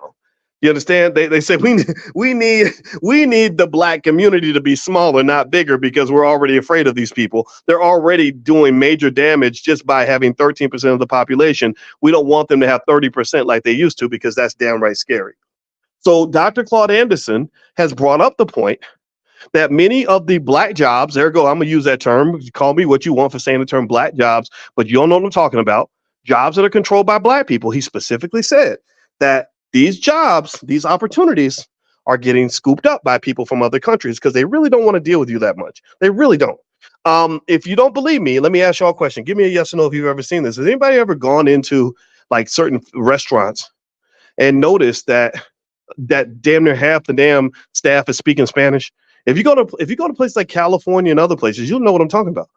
Has anybody ever noticed in your neighborhoods, like I see this in Chicago, construction sites where 40 years ago there would have been a bunch of black guys working on the construction project, but there are no black men over there. There are no black people over there. Has anybody noticed that? I know I see it. I see it all the time. I see it all the time. So when you talk about that immigration issue, and you tell me somehow that having an endless flood of people from other countries coming into the U.S. is good for the black community, I'll tell you a damn lie. Y'all should know in Chicago right now, shout out to the black folks in Chicago. Black people in Chicago have been protesting the black mayor like crazy. They have been saying, you are bringing all these people in, giving them resources you never gave us. We've been begging for resources and we can't get a nickel, but you're going to pump millions of dollars into people who just got here. And then you're putting them in our neighborhoods.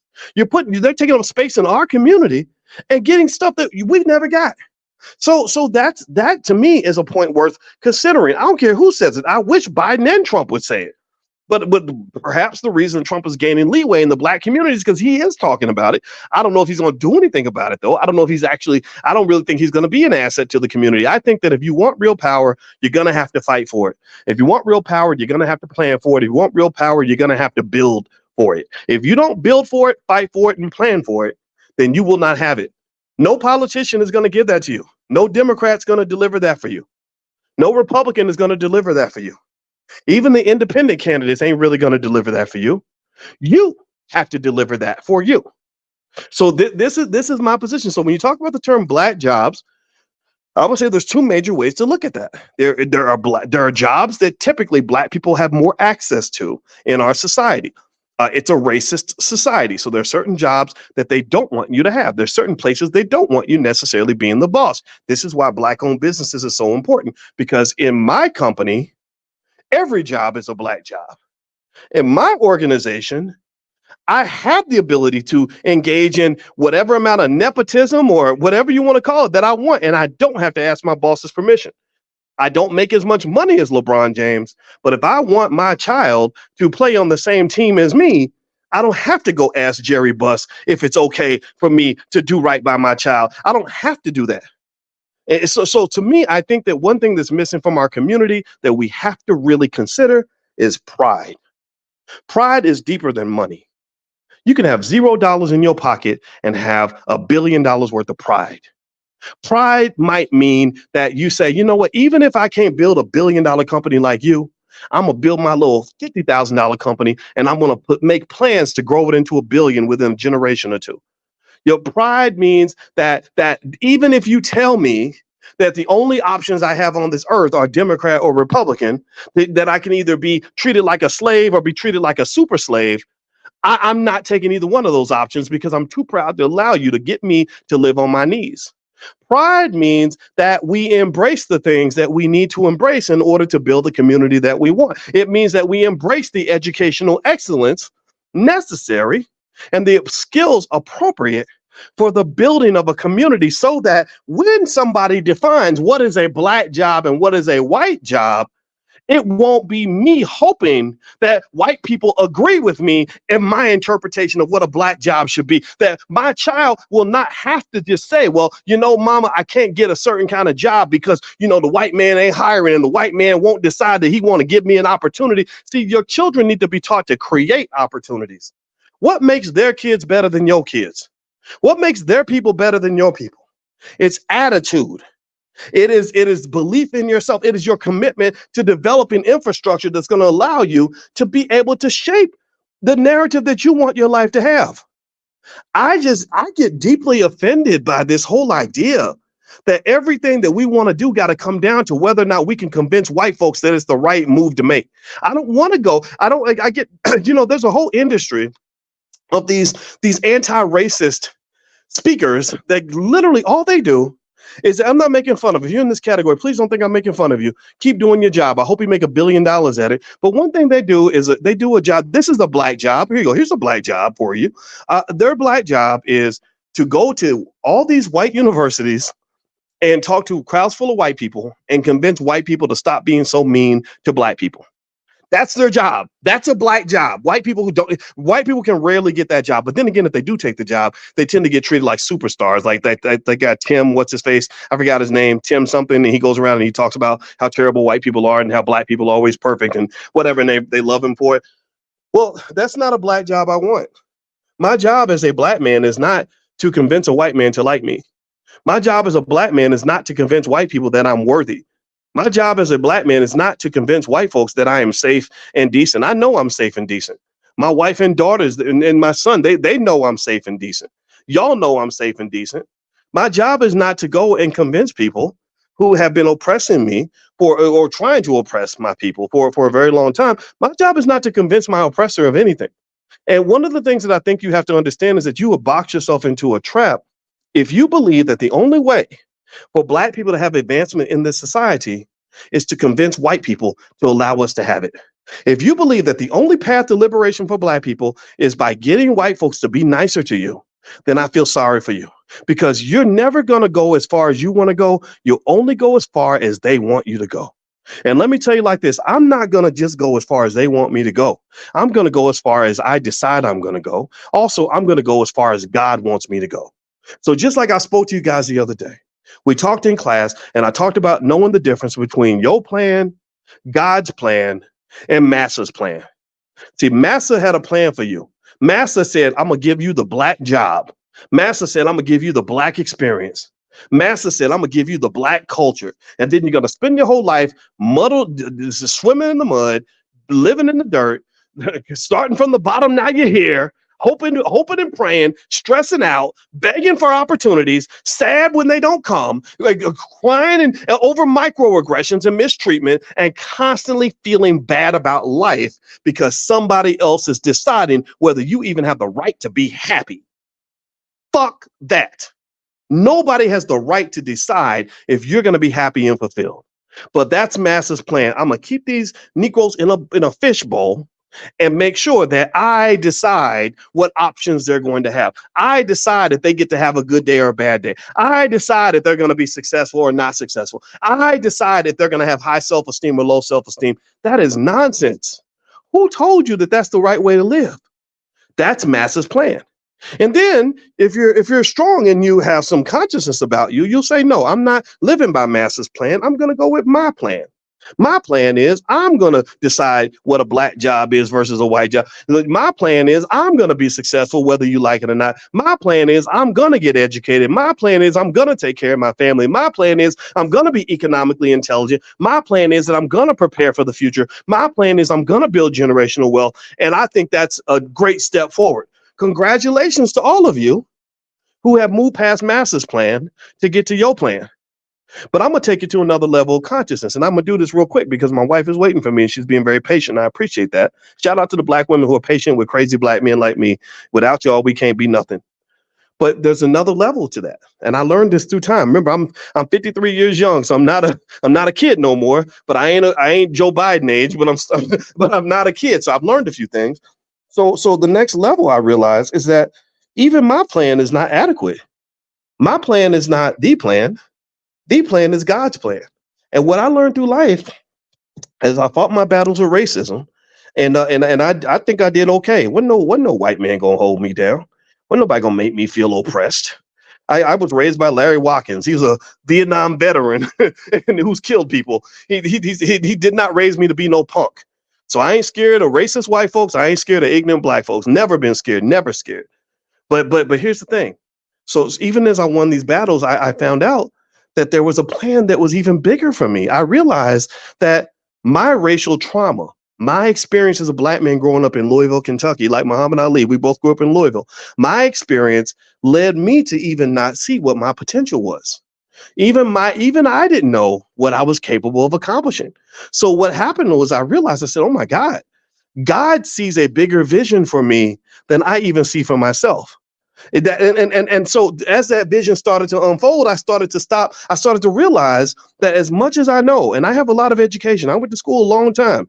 To get a PhD, you got to take damn near every single class at the university. And I got my PhD over 20 something years ago, and I probably know 3 times more than I did when I finished my doctorate. So I've learned a lot. But the biggest thing I learned over time is how little I actually know.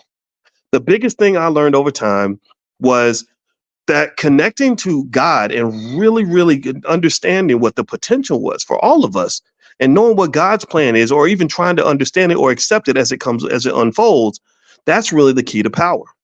Because the power of God or the universe or whatever you want to call it, that's an infinite kind of power that man cannot control. Man cannot stop that. And I'm not saying this to be religious with you. I don't even go to church, to be honest with you, but I'm very spiritual. So I think that the strength of black people is that we are very spiritual people. And to me, when you allow your spirit to be deflated because you are scared of a racist, you are scared of some ignorant people that don't want to see you fly. To me, that is disconnecting from God. That is you disconnecting from what your purpose is. The greatest strength you have is that you are spiritual, and sometimes you got to operate on faith. That means, what does that mean? Let's translate that to real life. That means that you got to build that business sometimes on faith. Dude, I'm gonna do my best. I'm gonna learn as much as I can. If I may not succeed, but I'm gonna still go hard. Sometimes you got to move forward based on intuition. You got to say, you know what? I know you're telling me that if this guy gets elected and I don't vote for this person, that bad things are going to happen. But you know what? My instincts are telling me that this is still not the right move for me. So I'm going to still move on faith. Maybe spiritually, being spiritually strong also means the ability to really try to see a vision for yourself and your family that is not limited by what is you see around you. It's not limited by your past. It's not limited by your condition. It's not limited by what people say you can and cannot do. There is no limit. When you really connect to that God level power, I don't think you can be stopped. So if you want to know who you're listening to every morning when I wake up, I would say you're probably listening to a man of God, but not so much in a way that says I'm perfect, not in a way that says I'm the guy you're going to see sitting next to you in church, but you're really talking to a man who literally every day when I get up and talk to you, I open my mouth and I say, let me see what God tells me to say. And I'm just going to say it, and I'm going to say it without fear. I'm moving forward without fear. And I think that if we move forward without fear, you won't fall for all this Democrat Republican nonsense. You won't get caught up in what a white man has to say about you. You won't feel like your whole destiny and all your potential is put in some sort of bottle that was shaped by your oppressor. You'll know that the sky is the limit for anybody who truly moves forward on faith. So that's what I believe. That's what I think. So when you talk to me about black jobs versus white jobs, there's different ways to talk about that term and what that might mean. And certainly black economics is critically important. But I just encourage you, let go of the low self-esteem, low vibrational thinking. Let go of this whole idea of us operating in fear and operating under the expectation that we're going to be oppressed. Let's move forward by expecting the best of ourselves. Again, every time you get mad because a white man tells you you got to take the black job over the white job, the question is you got to say, well, who's creating the damn jobs? Who's the job creator? I don't want to be the job seeker. I want to be the job creator. I don't want my children limited in a world where they believe, well, there's black jobs and there's white jobs. And Mr. Charlie going to decide who gets the black job and who gets the white job because he a Democrat and we the Democrats and the Republicans. I don't want my kids living in that world. I want my kids knowing that any job is a black job if they want it to be. I don't want my kids thinking like, oh gosh, I hope somebody helps give me an opportunity. I want my kids to sitting back like Jerry Buss at the Lakers saying, I wonder if I'm going to give somebody an opportunity today. So this is a mindset. This does not have to do with how much wealth you have. It does not have to do with how long you went to school. Sometimes going to school too long can limit your thinking. Sometimes having wealth can make you just into a bigger slave. LeBron James is worth damn near $1 billion. And it's unfortunate that he, as wealthy and powerful as he is, still had to ask Jerry Buss's permission for them to draft his son. And the world I dream of is a world where LeBron owns the team and he drafts his own son and ain't got to ask nobody for nothing. Because remember, Jerry Buss did not have to ask for anybody's permission to bring his children on board. Am I right or am I right? Because from what I understand, he got his whole damn family working up in that front office, and he didn't have to go ask LeBron for nothing. So that's a hierarchy, people. That is so LeBron has the black job, Jerry Buss has the white job. It's just LeBron's black job happens to pay a lot of money. His job is to be 6'8", 240 pounds with a 35-inch vertical. That's the black job. Jerry Buss's job was to sit back and raise a bunch of money and own a team so that he gets to make all the decisions. That's what a black job and a white job looks like. That's all I got to say. I'm getting out of here, guys. Thank you so much for listening. If you want to join us for our financial consciousness training that we do every single morning, it's a private Zoom. You can come in and just get your batteries charged for the day on what your economic plan is going to be. Just text the word morning, MORNING, to 87948. The number's on the screen. Text morning to 87948.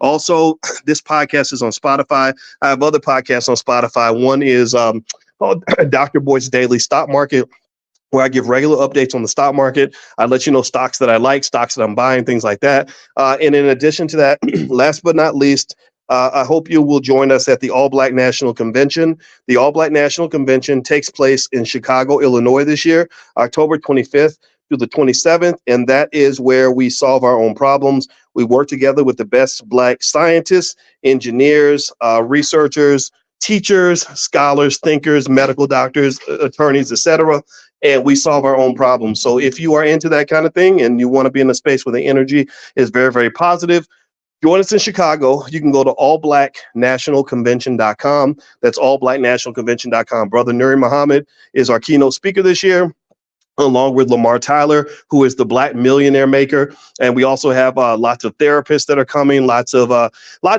professionals from all different backgrounds, real estate experts, crypto experts, stock market investing experts. Constance Carter, who's a real estate genius, is going to be there. So we're going to have a lot of great people there. So I hope you'll join us.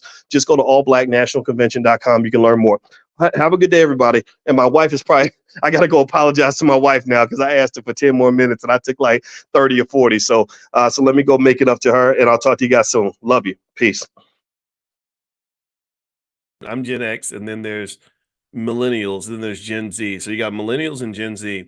And there were studies that basically sorted out investors. That was done by Bank of America. And they sorted investors based on whether you were over or under 44 years old. And on these criteria, they were able to identify some differences in terms of how younger folks invest versus, say, people above the age of 45. And I thought that it would be an interesting analysis to kind of think about this in terms of psychology, because all this is psychological. It all comes down to mindset. And as you guys know, in Money in the Morning, we basically are digging into financial psychology and the mindset of investors and what that means. Now, first thing I'm going to say before I reveal this is that it's not as if young people are investing badly, right? They just invest a little bit differently, and I also believe that the cross transfer of information across generations can be beneficial for everybody. Like, I think that younger people can teach older people a few things, and I'll mention that. And then also older people can teach young people some things. And so if you're smart, you'll listen because your grandma knows a couple things. She's seen things that you haven't seen. Your grandfather knows things that you have not experienced yet. And so I know that listening to my grandma, who is the Panther that's behind me, I keep my grandma with me everywhere I go. She's right here. Her name is Felicia, and she's also behind my head. My grandmother, protected me from myself on more than one occasion, because when I was young, I was smart, but sometimes we think we're smarter than we actually are. So I had a little bit of knucklehead in me. I still remember my grandmother when she had bought me some savings bonds, and that was how she knew to invest. She didn't really know anything about the stuff that we talk about. Like, we're far more advanced than previous generations in terms of our economic knowledge, all of us, everyone in here. And she had bought me these savings bonds when I was little, and they all matured. And I got this lump sum of money when I went off to college. And I had this girlfriend at the time, and her car broke down. And I remember I used some of that money to fix my girlfriend's car. And I never forget, my grandmother was so furious, and she wrote a long letter to me. This is back when people used to write letters. She didn't send an email or a text message. She wrote me a letter. That's how you know grandma was pissed. And she wrote me a long letter, and I don't know if she thought that I was out smoking crack or what, but she talked, she really was concerned about what I was doing with my money. And it was that experience that reminds me of why I think personally that as you're building this wealth, as you're making these smart decisions to prepare your family for their strong economic future, getting your kids ready, you're doing the $5 a day plan, or even beyond that, and really preparing a wealth egg or a nest egg for your kids so they can be financially safe. I don't believe in giving all that money over to them when they turn 18. I cannot reemphasize that enough. This is not their wealth. This becomes their wealth when you decide it's their wealth. And this is family wealth. You understand? We are a team. We are a collective. Just like we're gonna give we have cars. Right now we have a couple cars in our garage, and it's a little bit tough because now we got four people in the house that are of driving age, and everybody's got an agenda. Both of the kids have to get to work, and me and my wife have stuff to do. So we're having a car issue, right? So we're trying to decide how to navigate that. Do we buy them a car? And I said, hell no, I don't want to just buy them a car and give them a car. I don't do that. Again, I'm not saying there's anything wrong with you if you've done that. I'm just saying that that's not where I come from. You earn what you get. That's it. I don't know if anybody else feels this way, but I just believe that you're better off if you earn what you get. That way you can get the pride of knowing that you did this. And also, I think that spoiling kids just never seemed to work out right. You know what I mean? I don't know. It just it never seemed to really work out when a kid was spoiled, that they would be better off than they would have been if they hadn't been spoiled. I've just not seen that. So my position on it was no. We're not buying anybody a car, but we are going to buy a car. So this is, don't tell the kids. If you meet my kids at the convention or something, don't tell them that this was the master plan. Okay, we got to, like, you know how the man be making plans for black people and they don't tell you what the plans are. Well, in this house, I'm the man and she's the woman, and so we make these little secret plans. This is the conspiracy theory that we always know there's a conspiracy. Well, in our house, there are lots of conspiracy theories. This is one of them. So if you meet the kids, don't tell them this was the plan. So anyway, here's the plan. The plan was, I told my wife, I said, go out and go to the dealership, find a car that you want to get, whatever, just whatever you want to do. I support it. Um, and so we're gonna have three cars, and then we'll be able to allow the kids to share the third car, the 10-year-old car that we don't want to use as much anymore, but we're not giving that car to anybody. That's still our car. So this, again, this is a mindset. I'm not telling you what to do, but the thinking was, look, this is not your car. This is the family car. But because we bought it, then we have a little more say in what happens with this car. So you're going to get everything that you need, but you're not going to be able to say, get out of my car, or I'm taking my car. Because for you to say, to have a car that you say is your car, you're going to have to put some skin in the game. You're going to have to make some investments in this process in order for you to say that is my car. Because but again, that's a personal bias, right? Everybody has a bias. But I would say whatever your bias is, however you were raised, or whatever you think is best as the leader of the household, and a lot of you are either parents, or you're going to be parents, or maybe you're grandparents or something. I encourage you to think about the accumulation of any asset, whether it's a vehicle that's declining in financial value, right? Cars are depreciating assets, but they're important assets because you need them to get around. Or you're talking about the stock portfolio. That's family wealth. When you're building this wealth for your kids, that money belongs to primarily you. If you did it, if you're the one who built all this, then that should be yours. That's your empire that you're building. And then also, when you're talking about the transfer of that wealth onto the kids, you have to have discernment in terms of how you do that. Because if you do it wrong, let me just say, if you do it wrong, you're gonna lose it all.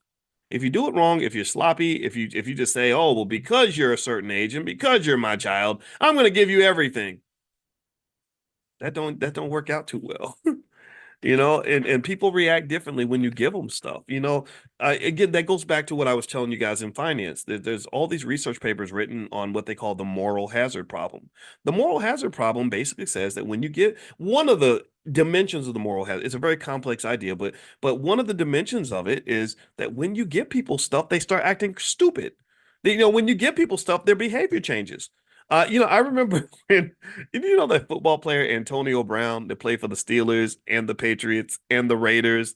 And I think the poor guy has CTE. That's what I think is really going on because he's the Negro. The Negro is crazy. But anyway, Antonio Brown, he was a great wide receiver. He was very disciplined. He worked really hard. He showed up to practice on time, and so because he was so good, they were going to sign him to this massive contract. And there was somebody who said something that was true, but there's not much you could do about it. But he basically said, when you give him all this money, he's going to act a fool. You're not going to be able to control him anymore. And he was actually right. When Antonio Brown got his money, his behavior no longer made any sense. Now, I personally think that brain damage thing is really big with the football players. So when I see them commit a crazy crime, like there was one guy, Kellen Winslow Jr., I think, who went to prison because he was literally sexually assaulting like old ladies, like 75, 80 years old. That just seems kind of weird. I'm not saying that any type of assault is okay. It's never okay, but it was just weird. It made me think something's got to be going on with his brain. And Aaron Hernandez, who played the same position as Kellen Winslow Jr., who definitely was confirmed to have tremendous amounts of brain damage, was just going to the club and killing people. Like, and it didn't make, and it was weird. They didn't even consider him a suspect because they were like, why would a guy who just won a Super Bowl murder somebody? That doesn't make, but it turned out that he had significant mental illness that came from all those hits to the head. So anyway, with that being said, though, just circling back to moral hazard, people act differently when you give them resources and you give them money. Especially true. That's especially true when you talk about your kids. So when you're talking about how to kind of deal with your children and just sort of what way to sort of distribute the assets, I think it's important to really think it through carefully because if you don't, you're going to lose everything.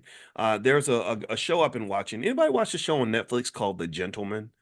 Anybody watch it? It's got one of my favorite actors, Giancarlo Esposito, one of the best actors out here. He played Big Brother Almighty back in School Days. I don't know if y'all remember him. Everybody, if you haven't seen School Days, like remember when Biden said, "If you don't vote for me, you ain't black." If you ain't watched School Days, I'm gonna have to check your black card because that movie's a classic. We know it is. But anyway, if you're young, then that's your excuse. So go watch School Days. You'll love it. So anyway, Giancarlo Esposito is in this show called The Gentleman, and it's about this it starts with this guy who inherits this massive estate and all this wealth from his father, who was the duke of something or whatever, and they call them my your grace or my lord and all this other British crap. And anyway, one of the things that happened was the way the story starts is that you had the older brother. The oldest was supposed to inherit the estate, and this had been the tradition in the family for 600 years. And so all this wealth that had been accumulated over half a millennia, of 5 to 600 years, was all going to go to the oldest son. And the problem was that the oldest son is an idiot and a drug addict who makes terrible decisions. So the father skipped the oldest son and passed all the wealth down to his second son, who was the one that was the most responsible because he knew his second son wasn't going to mess up the family estate. And so this is what this whole show's about. It's all about money and choices and everything else. And all those things are deeply connected. And so as you're building your empire and preparing what to do with it, and managing risk. We've talked about risk management. I did that whole training with you guys called storm-proof investing, and we talked about diversification and the use of stock options to protect your portfolio. But the biggest protector in terms of risk is just making good decisions and then making the good decision to put your wealth in the hands of people who are going to make good decisions, who are going to who are skilled at three major things. There are three major skills that make you into a wealthy person. One is the ability to acquire wealth. Two is the ability to preserve wealth. Three is the ability to grow the wealth. So really, it's simple. I would almost call it the football player analogy. And let me explain. I like analogies because it helps us understand that I'm telling you nothing new. Everything that we talk about, you already know these things. Well, if you think about it, what makes a great football team? Well, if you have the ability to get the ball, to acquire the ball, which means you got a good defense. Your defense can get fumbles and sacks and interceptions. Two, you can protect the ball. The quarterback does not fumble. They don't make mistakes. And then you can grow your score. You can get the ball down the field because you have a great offense. If you have those three things, do you understand? Tell me if you get this analogy. If you can acquire the ball, protect the ball, and get the ball down the field, then you will win Super Bowls. So to win Super Bowls in your life, in the game of economics, the very competitive game of powernomics that exists all throughout this world, the game of capitalism, then then pick up those three skills and you're going to win. And then you only give the ball to people who also have those skills, right? So if I've got a child who does not preserve wealth, then why would I give all my assets to that person who's just going to be a leaky bucket, who's going to lose everything? And this is what that whole show's about. The gentleman. There's so many shows. If you watch, there's so many shows you watch that there are really straight economic lessons. There's so many shows you watch. Every time you watch a show where money is discussed and there's a money problem, or people are doing crazy stuff because they need to get money, that's a financial lesson. There's so many different shows I could point out on Netflix right now where money pops up everywhere in these conversations. And and this is where you learn it. This is your training ground. All right, so let me dig into some of this study. This is what I kind of wanted to hit on today. And by the way, if you want to copy my book, The 10 Commandments of Black Economic Power, or Financial Flashcards for Kids, we're halfway through the summer. It's not too late for you to give them something that's going to last for the rest of their life. You can go to drboycebooks.com, and there's a discount code, book club, the word book club. If you use the code book club, you can get 30% off anything in the store. So it's drboycebooks.com. Also, make sure you get on the text list for Money in the Morning.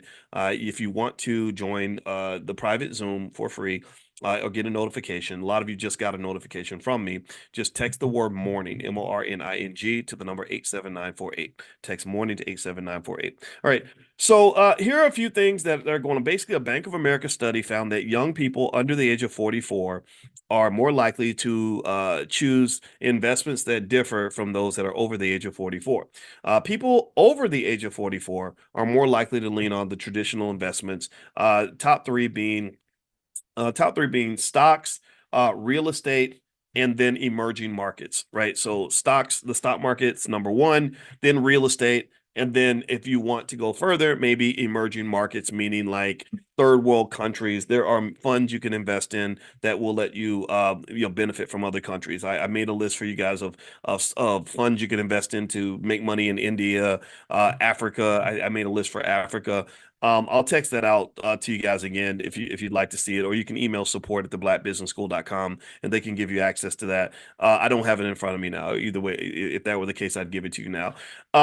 That's kind of what people do over the age of 44, right? So, and it makes sense. The stock market is the number one wealth builder in America.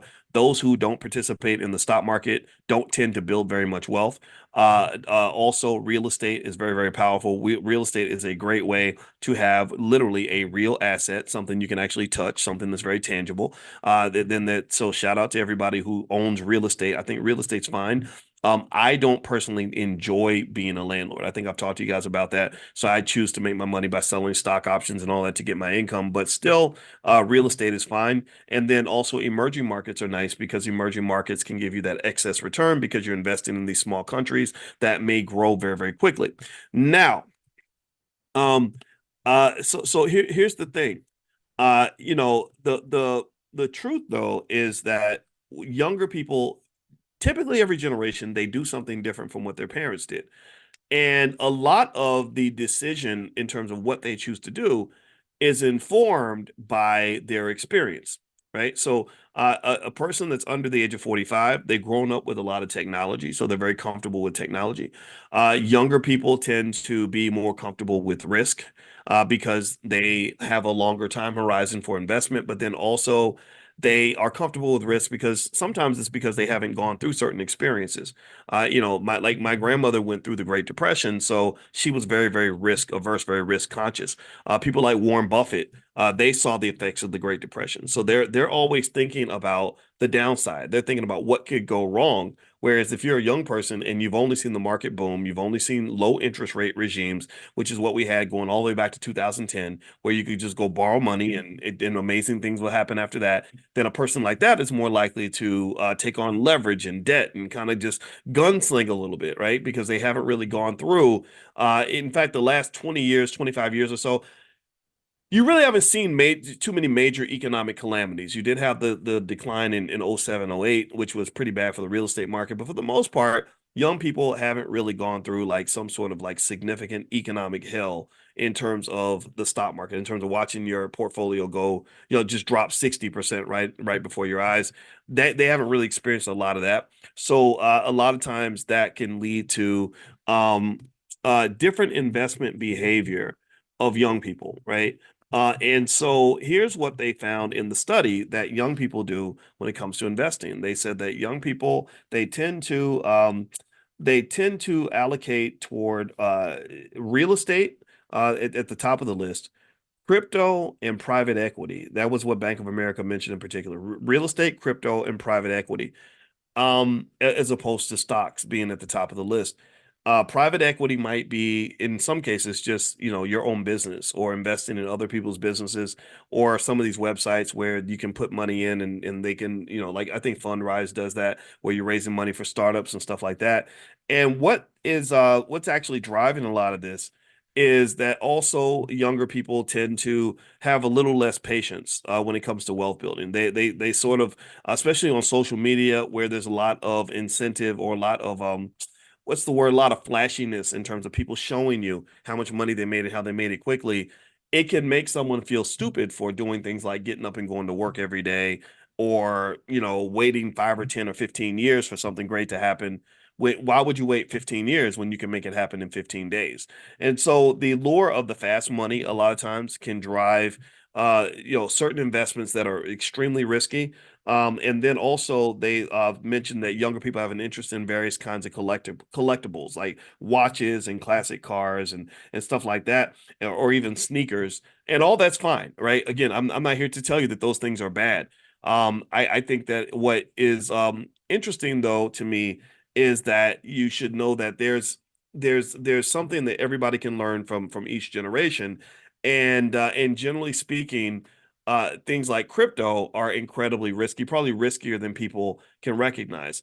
And they said that some of the reasons that younger people are more likely to deviate toward things like crypto is a lack of trust, a lack of trust in the government. You hear a lot of people talk online about how the dollar is gonna collapse and the whole economy is gonna go to shit and everybody's gonna lose everything, or the government is manipulating you in this way or that way. And I'm not saying those things aren't true. I'm not gonna say that America, I do, I really completely agree with you that America is a country where there are conspiracy theories. There are people in the elite class that make certain decisions that affect the working class that are unfair. I've mentioned to you a few factors. For example, I think they've completely screwed a lot of people when it comes to student loans. So you have a lot of disillusioned people who say, "Wait a minute, I went into debt to go to college so I can do everything right, and here I got all this debt and I'm stuck and I'm not making the money I expected to make."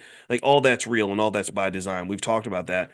But at the same time, though, I think that if this lack of trust causes you to throw the baby out with the bathwater, then that's not good for you, right? If you are just sort of like for example, if you believe that the stock market is a complete Ponzi scheme and you don't participate, well, then guess what? You're missing out on the chance to make money alongside Microsoft, Apple, Nvidia, and the greatest companies on earth. And so really, I think that a balanced approach is more appropriate, where you say, yeah, they're probably doing what's best for themselves. Yeah, the elites are going to be elites. Yeah, they're probably making plans and conspiracies for them to benefit themselves. But that does not mean that I still can't participate in this economy and do well. Also, younger people tend to be more tech savvy. They're more comfortable with technology, which is why things like crypto can be appealing, as opposed to older people who don't trust crypto. I've heard older people talk about crypto like it's just fake money and it's complete garbage.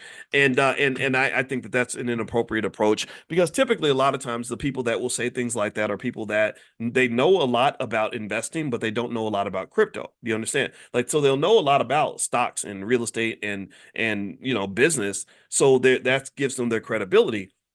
but then they won't take the time to really try to understand what's really happening with crypto. Like, what is it? Like, what's really going on here? And I think that that's a little bit problematic and disingenuous. It's almost like somebody who won a Super Bowl who then tells you that tennis is crap or a pickleball is garbage, right? So if I am a guy who won a Super Bowl, I don't know who's a guy. I'm trying to think. I can't name any Super Bowl winners right now. I don't know. Shannon Sharp. I'm Shannon Sharp, and I won a Super Bowl in football. Um, but and then pickleball comes along, and I say, well, pickleball's a stupid sport, but I know nothing about the sport. You know, if I say pickleball will never take off, nobody likes pickleball, it's dumb. What credibility do I have to really say that? Right? If my credibility is that I won a Super Bowl, well, that's not appropriate credibility. That's not accurate in terms of that's not my area of expertise. Do you understand? So a lot of times people that criticize crypto the most I've noticed are people who haven't taken the time to really understand it, participate in it, invest in it. Like, why would you if you think it's stupid, if you think it's garbage, if you made that assessment from the very beginning? So one of the things I can say that was with crypto, in order for me to critique it, I felt like I needed to understand it.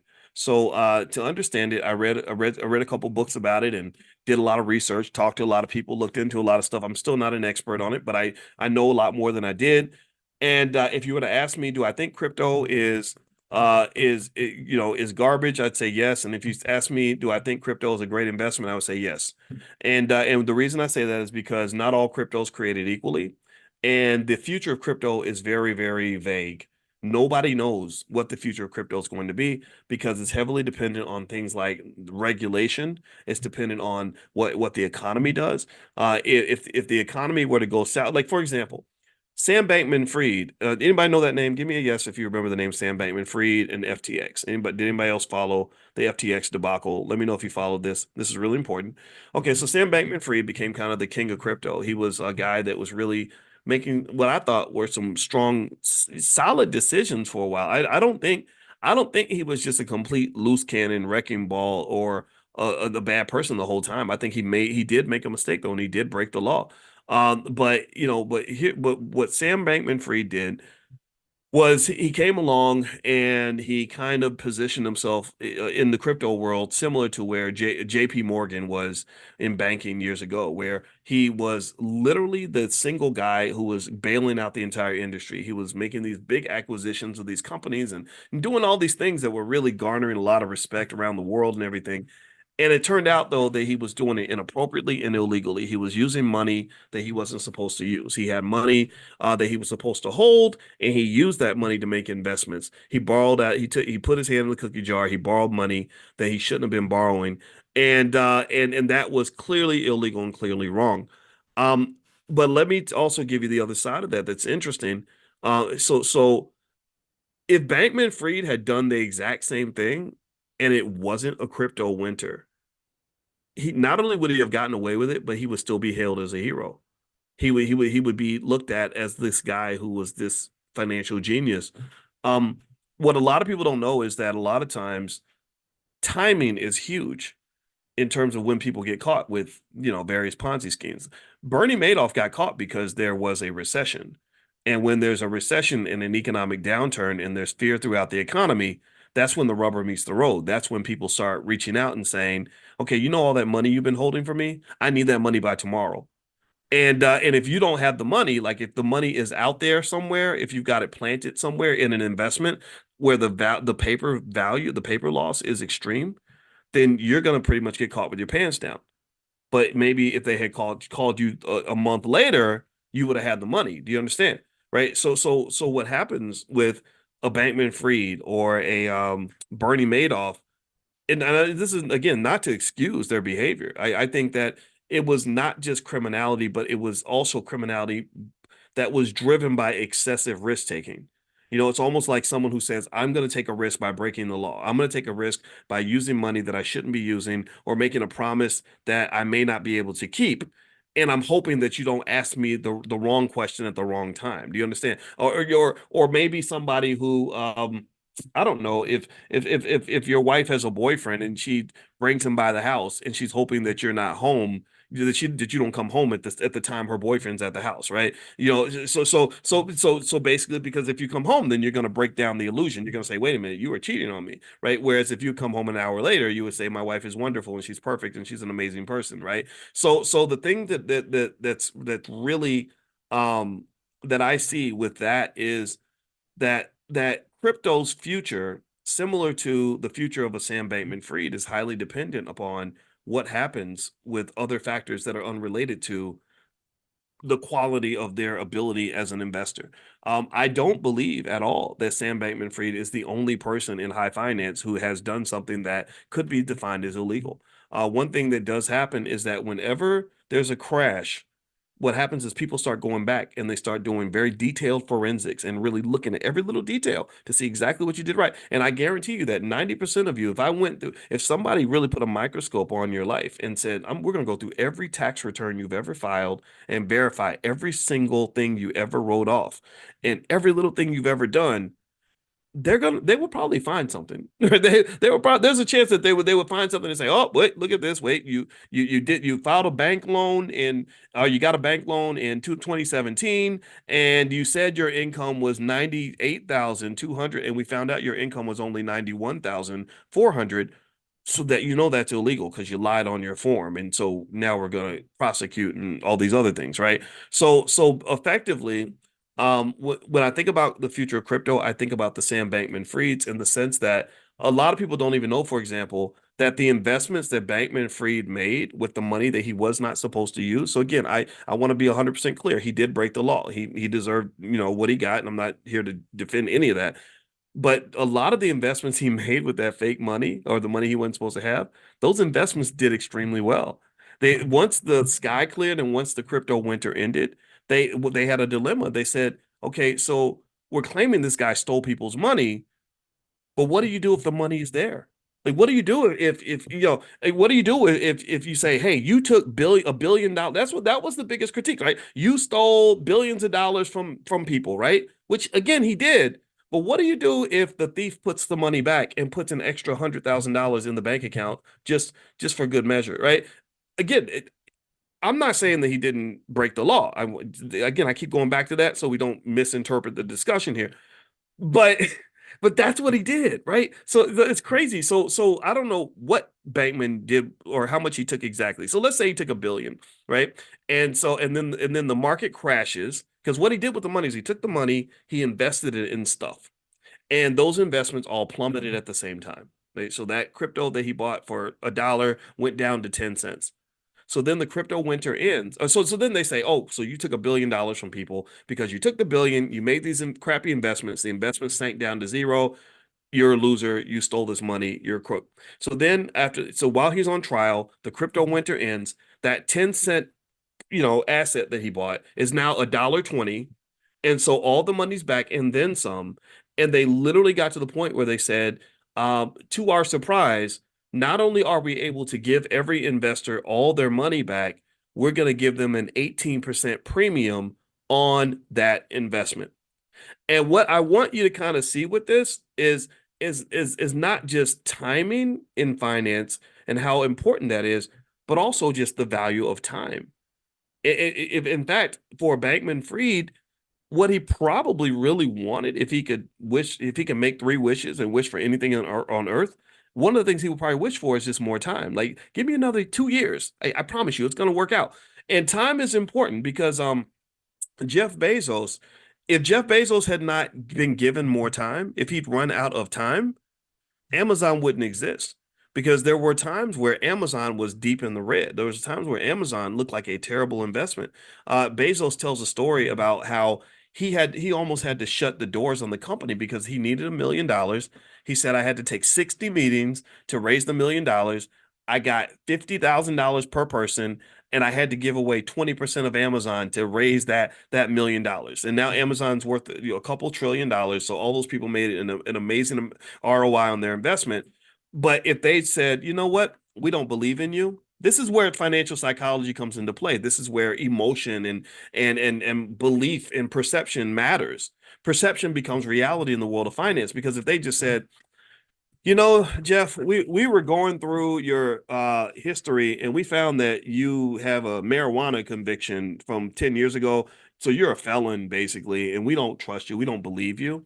So we're not going to give you any money. Then Amazon wouldn't exist because they wouldn't have enough faith in him to give him more time. And this is one of the things that makes it hard for Black people, especially Black men, to build businesses, is because your margin of error is very thin. I wrote a whole book about this when I was on the faculty of Syracuse called "What If George Bush Were a Black Man?" And in this book I wrote in about 2004 was basically to kind of say that we underestimate from an economic standpoint how much your prior belief or your confidence in a person or an entity affects the ability of that entity to survive and to thrive. Do you understand how much perception makes a big difference in terms of realities, in terms of outcomes? There's a whole statistical theory on this, a whole statistical area called Bayesian analytics, Bayesian statistics, which basically says that if I already have a preconceived belief about you, if I've already got a head full of stereotypes, this is why stereotypes are so dangerous. This is why whenever you hear me yelling and screaming about the way some of these poor female rappers are just dismantling the image of the Black woman around the world in a horrible way, or why it's not cool that Black men are typecast as athletes, comedians, and rappers. Well, the reason that these stereotypes are important is because if people come up to you and they already see you in a certain way, that's going to impact their belief in whether or not they should invest in you. I'm not going to invest in you if I think that you're an idiot, a thug, a criminal, or a loser. I'm not. And it's my decision to invest in you, society's decision to invest in you, that directly impacts your probability of success. So when I tell you all that 80% of Black owned businesses fail, the reason 80% of Black owned businesses fail is partly driven by the fact that nobody has faith in Black people. Nobody believes that that Black man's going to be smart enough to do what Jeff Bezos did. If he ain't got the million, ain't nobody going to give him the million. They're going to say, oh, well, yeah, he's a Black guy. And those Black guys, all they do is make babies and rap and play basketball and whatever, right? They go to the strip club. They don't sit in the office and grind 14 hours a day to do what's necessary to make a company successful. They're loud and flashy. And if we were investing in him to go and become the next P. Diddy, we'd invest in that. But we're not going to invest in him trying to become the next Jeff Bezos, because Black guys just don't do that. So these perceptions and these stereotypes are incredibly important. And so to circle back, when we were talking about crypto a little while ago, you'll know me, I always circle back. I know I might take you around the world, but I promise I'll bring you back. Um, the perception of crypto is incredibly important in terms of the probability of success in crypto. A lot of times when media creates fear, uncertainty, and doubt, they call that FUD. What that does is that directly reduces the value of the asset, because things exist when you want them to exist. It reminds me of how they had that Cinco de Mayo holiday and they said that your ancestors are only alive for as long as you remember them. Or when Peter Pan was talking to Tinkerbell, and Tinkerbell, they asked Tinkerbell, "Do fairies exist?" And she said, "They exist if you believe in them." So the question is crypto going to be successful or is crypto going to fail? Well, crypto will be successful if we believe in crypto. If we all collectively believe in it, then we'll all collectively invest in it. If we all collectively invest in it, then it's going to be successful. But the question then becomes, what's going to happen? How's the public going to feel? And how are the regulators going to react to that? If the regulators come in and create laws that undermine the growth of crypto and then create enough fear, uncertainty, and doubt that people don't want to invest in crypto, then crypto will ultimately fail. That will be a bad investment. And so one of the beliefs that I have, if you're talking about safe investing, is I don't think you should have more than 7% of your portfolio in crypto. This is not investing advice. This is just my opinion. This is my belief. But I think that if you have more than 7%, definitely more than 10% of your portfolio in crypto, you're taking an unnecessary amount of risk. And I encourage anybody, do all the alternative stuff. I mean, all these other things are a lot of fun. The private, I think investing should be fun. I think investing in things that you love, it adds an extra layer of joy that comes with investing. It does not have to be boring like watching grass grow. It's not just about the money, it's about quality of life. But at the same time, don't walk past the stock market. Don't walk past the wisdom that your grandfather has just because you want to be new and cool. Just because something's new does not mean it's better. People talk about progressive and futuristic and moving forward as if it's always good. No, sometimes you move forward into a place that is worse than where you were before. Just look at integration. That was so advanced and so forward thinking and so futuristic for black people, and it only made our situation worse. It made us worse in terms of education. It made us worse in terms of economics. It made us worse in terms of family structure. So stop thinking that everything that's new is better. Sometimes new ain't better. And stop disrespecting the wisdom of your elders. Your elders know they know some shit, and you need to listen. You need to listen. And then at least you can move forward without making the same mistake that somebody else made 60 years earlier because you don't even know your history. You have to know the history. You have to know. You got to hear the stories from your grandmother and grandfather so you can make informed choices. And so to me, because I go through this sometimes where I'll have people say, Dr. Boyce, we want you to connect more with the youth, and we want you to, and I'm like, yeah, well, I do connect with the youth. I mentor a lot of people. I have young guys I meet with every single day of the week, and I work with them, and I learn from them a lot. But damn it, you're gonna learn from me too. Like I'm not going to just, like, again, it's an interesting, it's got to be an ecosystem in terms of the relationship that older people have with the youth. It has to be an ecosystem. You learn from me and I learn from you. It cannot be just you following me, because then you're not able to express your creativity and your originality. I get that. But then it can't just be me following you, where I am 53 years old doing TikTok dances because the shit's popular. I'm not doing things because they're popular. I'm not one of your little friends. I'm not trying to be that. I'm not trying to be a 53-year-old who's acting like a 25-year-old, because that's not going to work. That's me literally discounting 30 extra years of wisdom that I've accumulated and putting that all to the side because it ain't hip and it ain't cool, and the rappers don't like it. I don't give a damn about that. We got to make each other better. We have to make each other better. So I would say, for sure, based on, if you want a conclusion from today's conversation, every young person needs to be invested. Every single young person who wants to have money, you better invest. Stop thinking that job ain't going to do it for you. That is not going to give you financial security. That's not going to put you where you want to be. You have to invest in something. You have to sacrifice for the future if you want to have a future.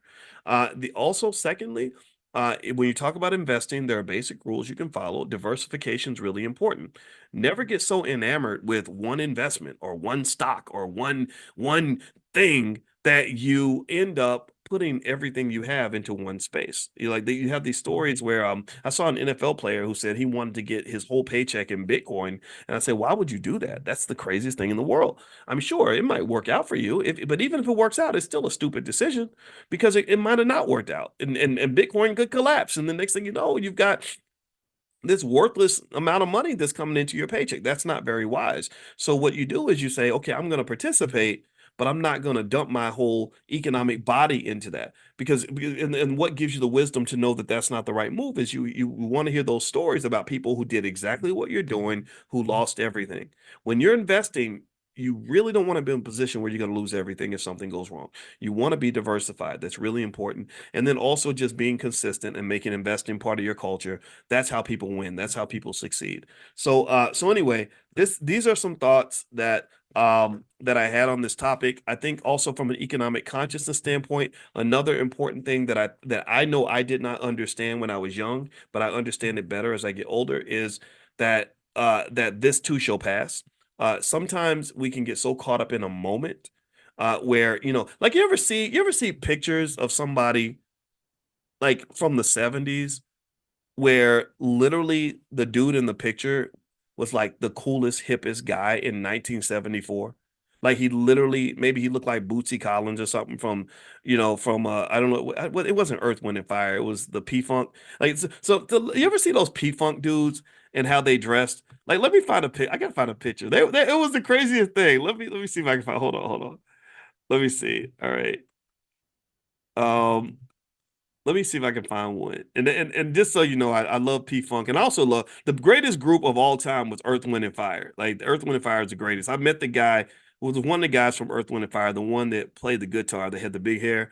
I met him in Los Angeles, and I was going up to get his autograph, and it was kind of cool. Like he was signing all these autographs with all these people, and he saw me in the crowd, and he just stopped and he said, brother, he said, I watch you every day. And that was kind of cool. That was like my clout moment because all the Hollywood people were like, who is this guy? Why is he paying attention to him? But so I'm kind of like an acquired taste.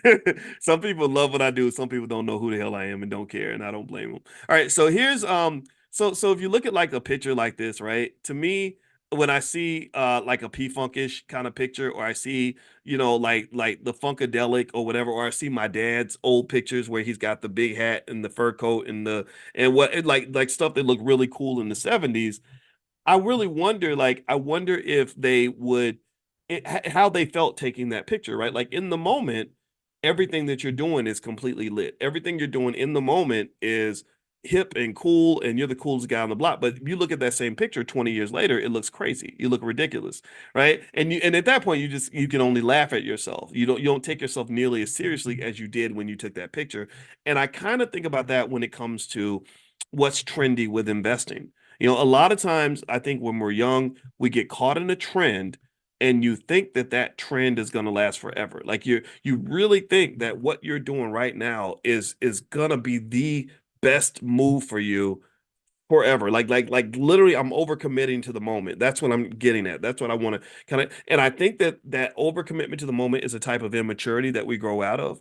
And that's it's important to do that because sometimes overcommitting to the moment, for example, can cause somebody to when someone takes their life, like a 17-year-old takes his life because his girlfriend broke up with him. That's overcommitting to the moment because he doesn't realize that he's got the rest of his life to live. And 5 years from now, he won't even care about this girl anymore. But in that moment, it seems like that moment is forever. That moment's going to last a lifetime. I feel the same way about when my mother was pregnant with me when she was 17. They told her, well, it'll be easy for you if you just terminate the pregnancy. And my mother was like, no, this baby's going to grow up. He's got a whole life ahead of him. It's going to get better. And I'm glad she had that perspective because it did. It got better. The financial challenges she had lasted about 2 more years. She married my father when I was 3. Things got better. And now my mother and I have had 50 something years of a wonderful life. I paid her house off. I'm here for her. She benefits in a million ways because I'm here. But if she had only been trapped in the moment, she would have never had any of that. The whole 50 something years of our existence together would disappear. Do you understand? So a lot of times I think that with financial consciousness, one aspect of consciousness is knowing that there's more to your life than what's in front of you. That's my point, right? There's more to life than what you're seeing right now in this particular place. There's a big gigantic world and there's a long time series such that everything that's happening, most things that are happening are eventually going to pass and it's going to become the past. So in fact, maybe a good consciousness exercise as an investor is to try to imagine the year 2030. Like try to meditate and imagine it right now. And then think about how you kind of look at the year 2030, right? It seems like it's futuristic, it's way off out there. Nobody's really talking about 2030 in the year 2024. Nobody's talking about 2035, right? But if you go out to 2030, what's interesting to me is that 2030 is to 2024 what 2024 was to 2018. Do you see? And 2018 was just yesterday. Most of you probably remember 2018 like it just happened. And so think about this. Imagine if in 2018 you'd invested to prepare for 2024.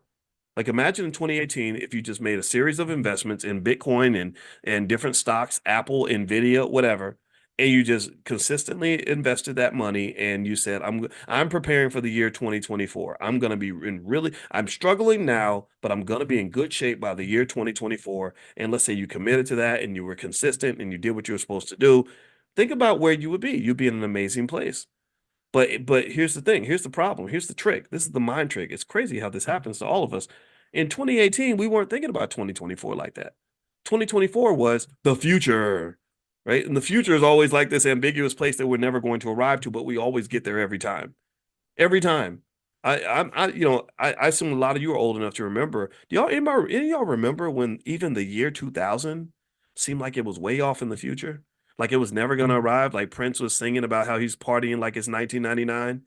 And and it's crazy to me. It's like, holy shit, like 2000 is a long time ago now. Like that's ancient history. Some of you in here were born maybe after the year 2000. And so time just Time is a sneaky little bastard. It's so sneaky. And but the thing is, if you can really gain a connection to it and become very conscious of it and really feel it and flow with it and really respect it and accept it and don't waste it, that's one of your keys to wealth. I've told you all again, as a finance professor, we got to do equations and math. Everything we do is mathematical. The whole language is mathematics. When we've put together these equations that help us figure out wealth and how wealth grows, time is the number one variable in those equations. If you pour enough time into damn near anything that you're doing, you can get to whatever destination you want to get to. If I want to walk from New York to LA and I'm walking 1 inch per hour, walking incredibly slow, but I'm consistently walking from New York toward LA. If I give myself enough time, I can go from New York to LA, back to New York, back to LA, back to New York, back to LA, back to New York, back to LA. Do you understand? Time is the key. Time is the key. And where people lose wealth, in my opinion, is they waste time. You waste time. Or you give up on yourself. You say, "Oh, I'm broke right now. I'm gonna be broke forever." So then you start wasting time. And then next thing you know, you broke in 2015, you broke in 2016, you broke in 2017, 2018, 2019, 2020. Instead of realizing that if I harness the power of time and then just pivot a little bit and do something a little bit different, and I do that little pivot, I commit to that new set of actions and I do it across enough time, then eventually I'm going to be at whatever destination I'm trying to get to. Do you understand? So don't waste time. Like time is wealth, time is power. Time gives you the keys to the universe, in my opinion. So sit back one day and just meditate and imagine the year 2030 and just say, what am I going to do with this time? And then also, time is a blessing and a gift. We're going to run out of time. We're running out of time right now. We have less time now than we had at the beginning of this conversation. What are you going to do with the rest of the time that you have? And when I say this, I really mean this. I'm serious about this to the point that it's almost like religious for me. Every year on New Year's, when I get a little bit sad about the fact that another year has gone by, it's a sadness sometimes, but a happiness too, an opportunity, but a sadness, right? You know what I do? I sit down and I budget my time for the year. I have there's 8,760 hours in a year. We're awake for about maybe 5,000 of those hours, and I will budget that time the same way you budget money. I budget time more than I budget money. My time is more valuable than my money. It's easy. And in fact, even when you get more money, it becomes more deliberate, more intentional. It becomes more apparent because there are people that I can give money to because I've got a little bit of money. But when I give you my time, oh, that means that whatever we're doing better be damn important. Do you understand? So process your time. Your time is that is your gift. That is your wealth. Use it appropriately and invest it properly, and that is what you will get you where you want to be. All right. So anyway, that's it. I hope it wasn't too preachy. I hope that you gained something from this conversation, and also I hope that your investing journey is going well. We're going to be back tomorrow morning, 10 a.m. Eastern, every single morning. We do this Money in the Morning economic elevation, financial consciousness training. If you want to get notified when we meet, get on the text list. Just pull out your phone, text the word morning, MORNING, to the number 87948. Text morning to 87948. Also, if you live out of the country, I know some of you are out of the country, you can't get on the text list if you're out of the country. So just go to drboyceelevate.com. That's drboyceelevate.com. All right, guys. So thank you so much for your time. It was great to see you. I hope you have a wonderful day. And let's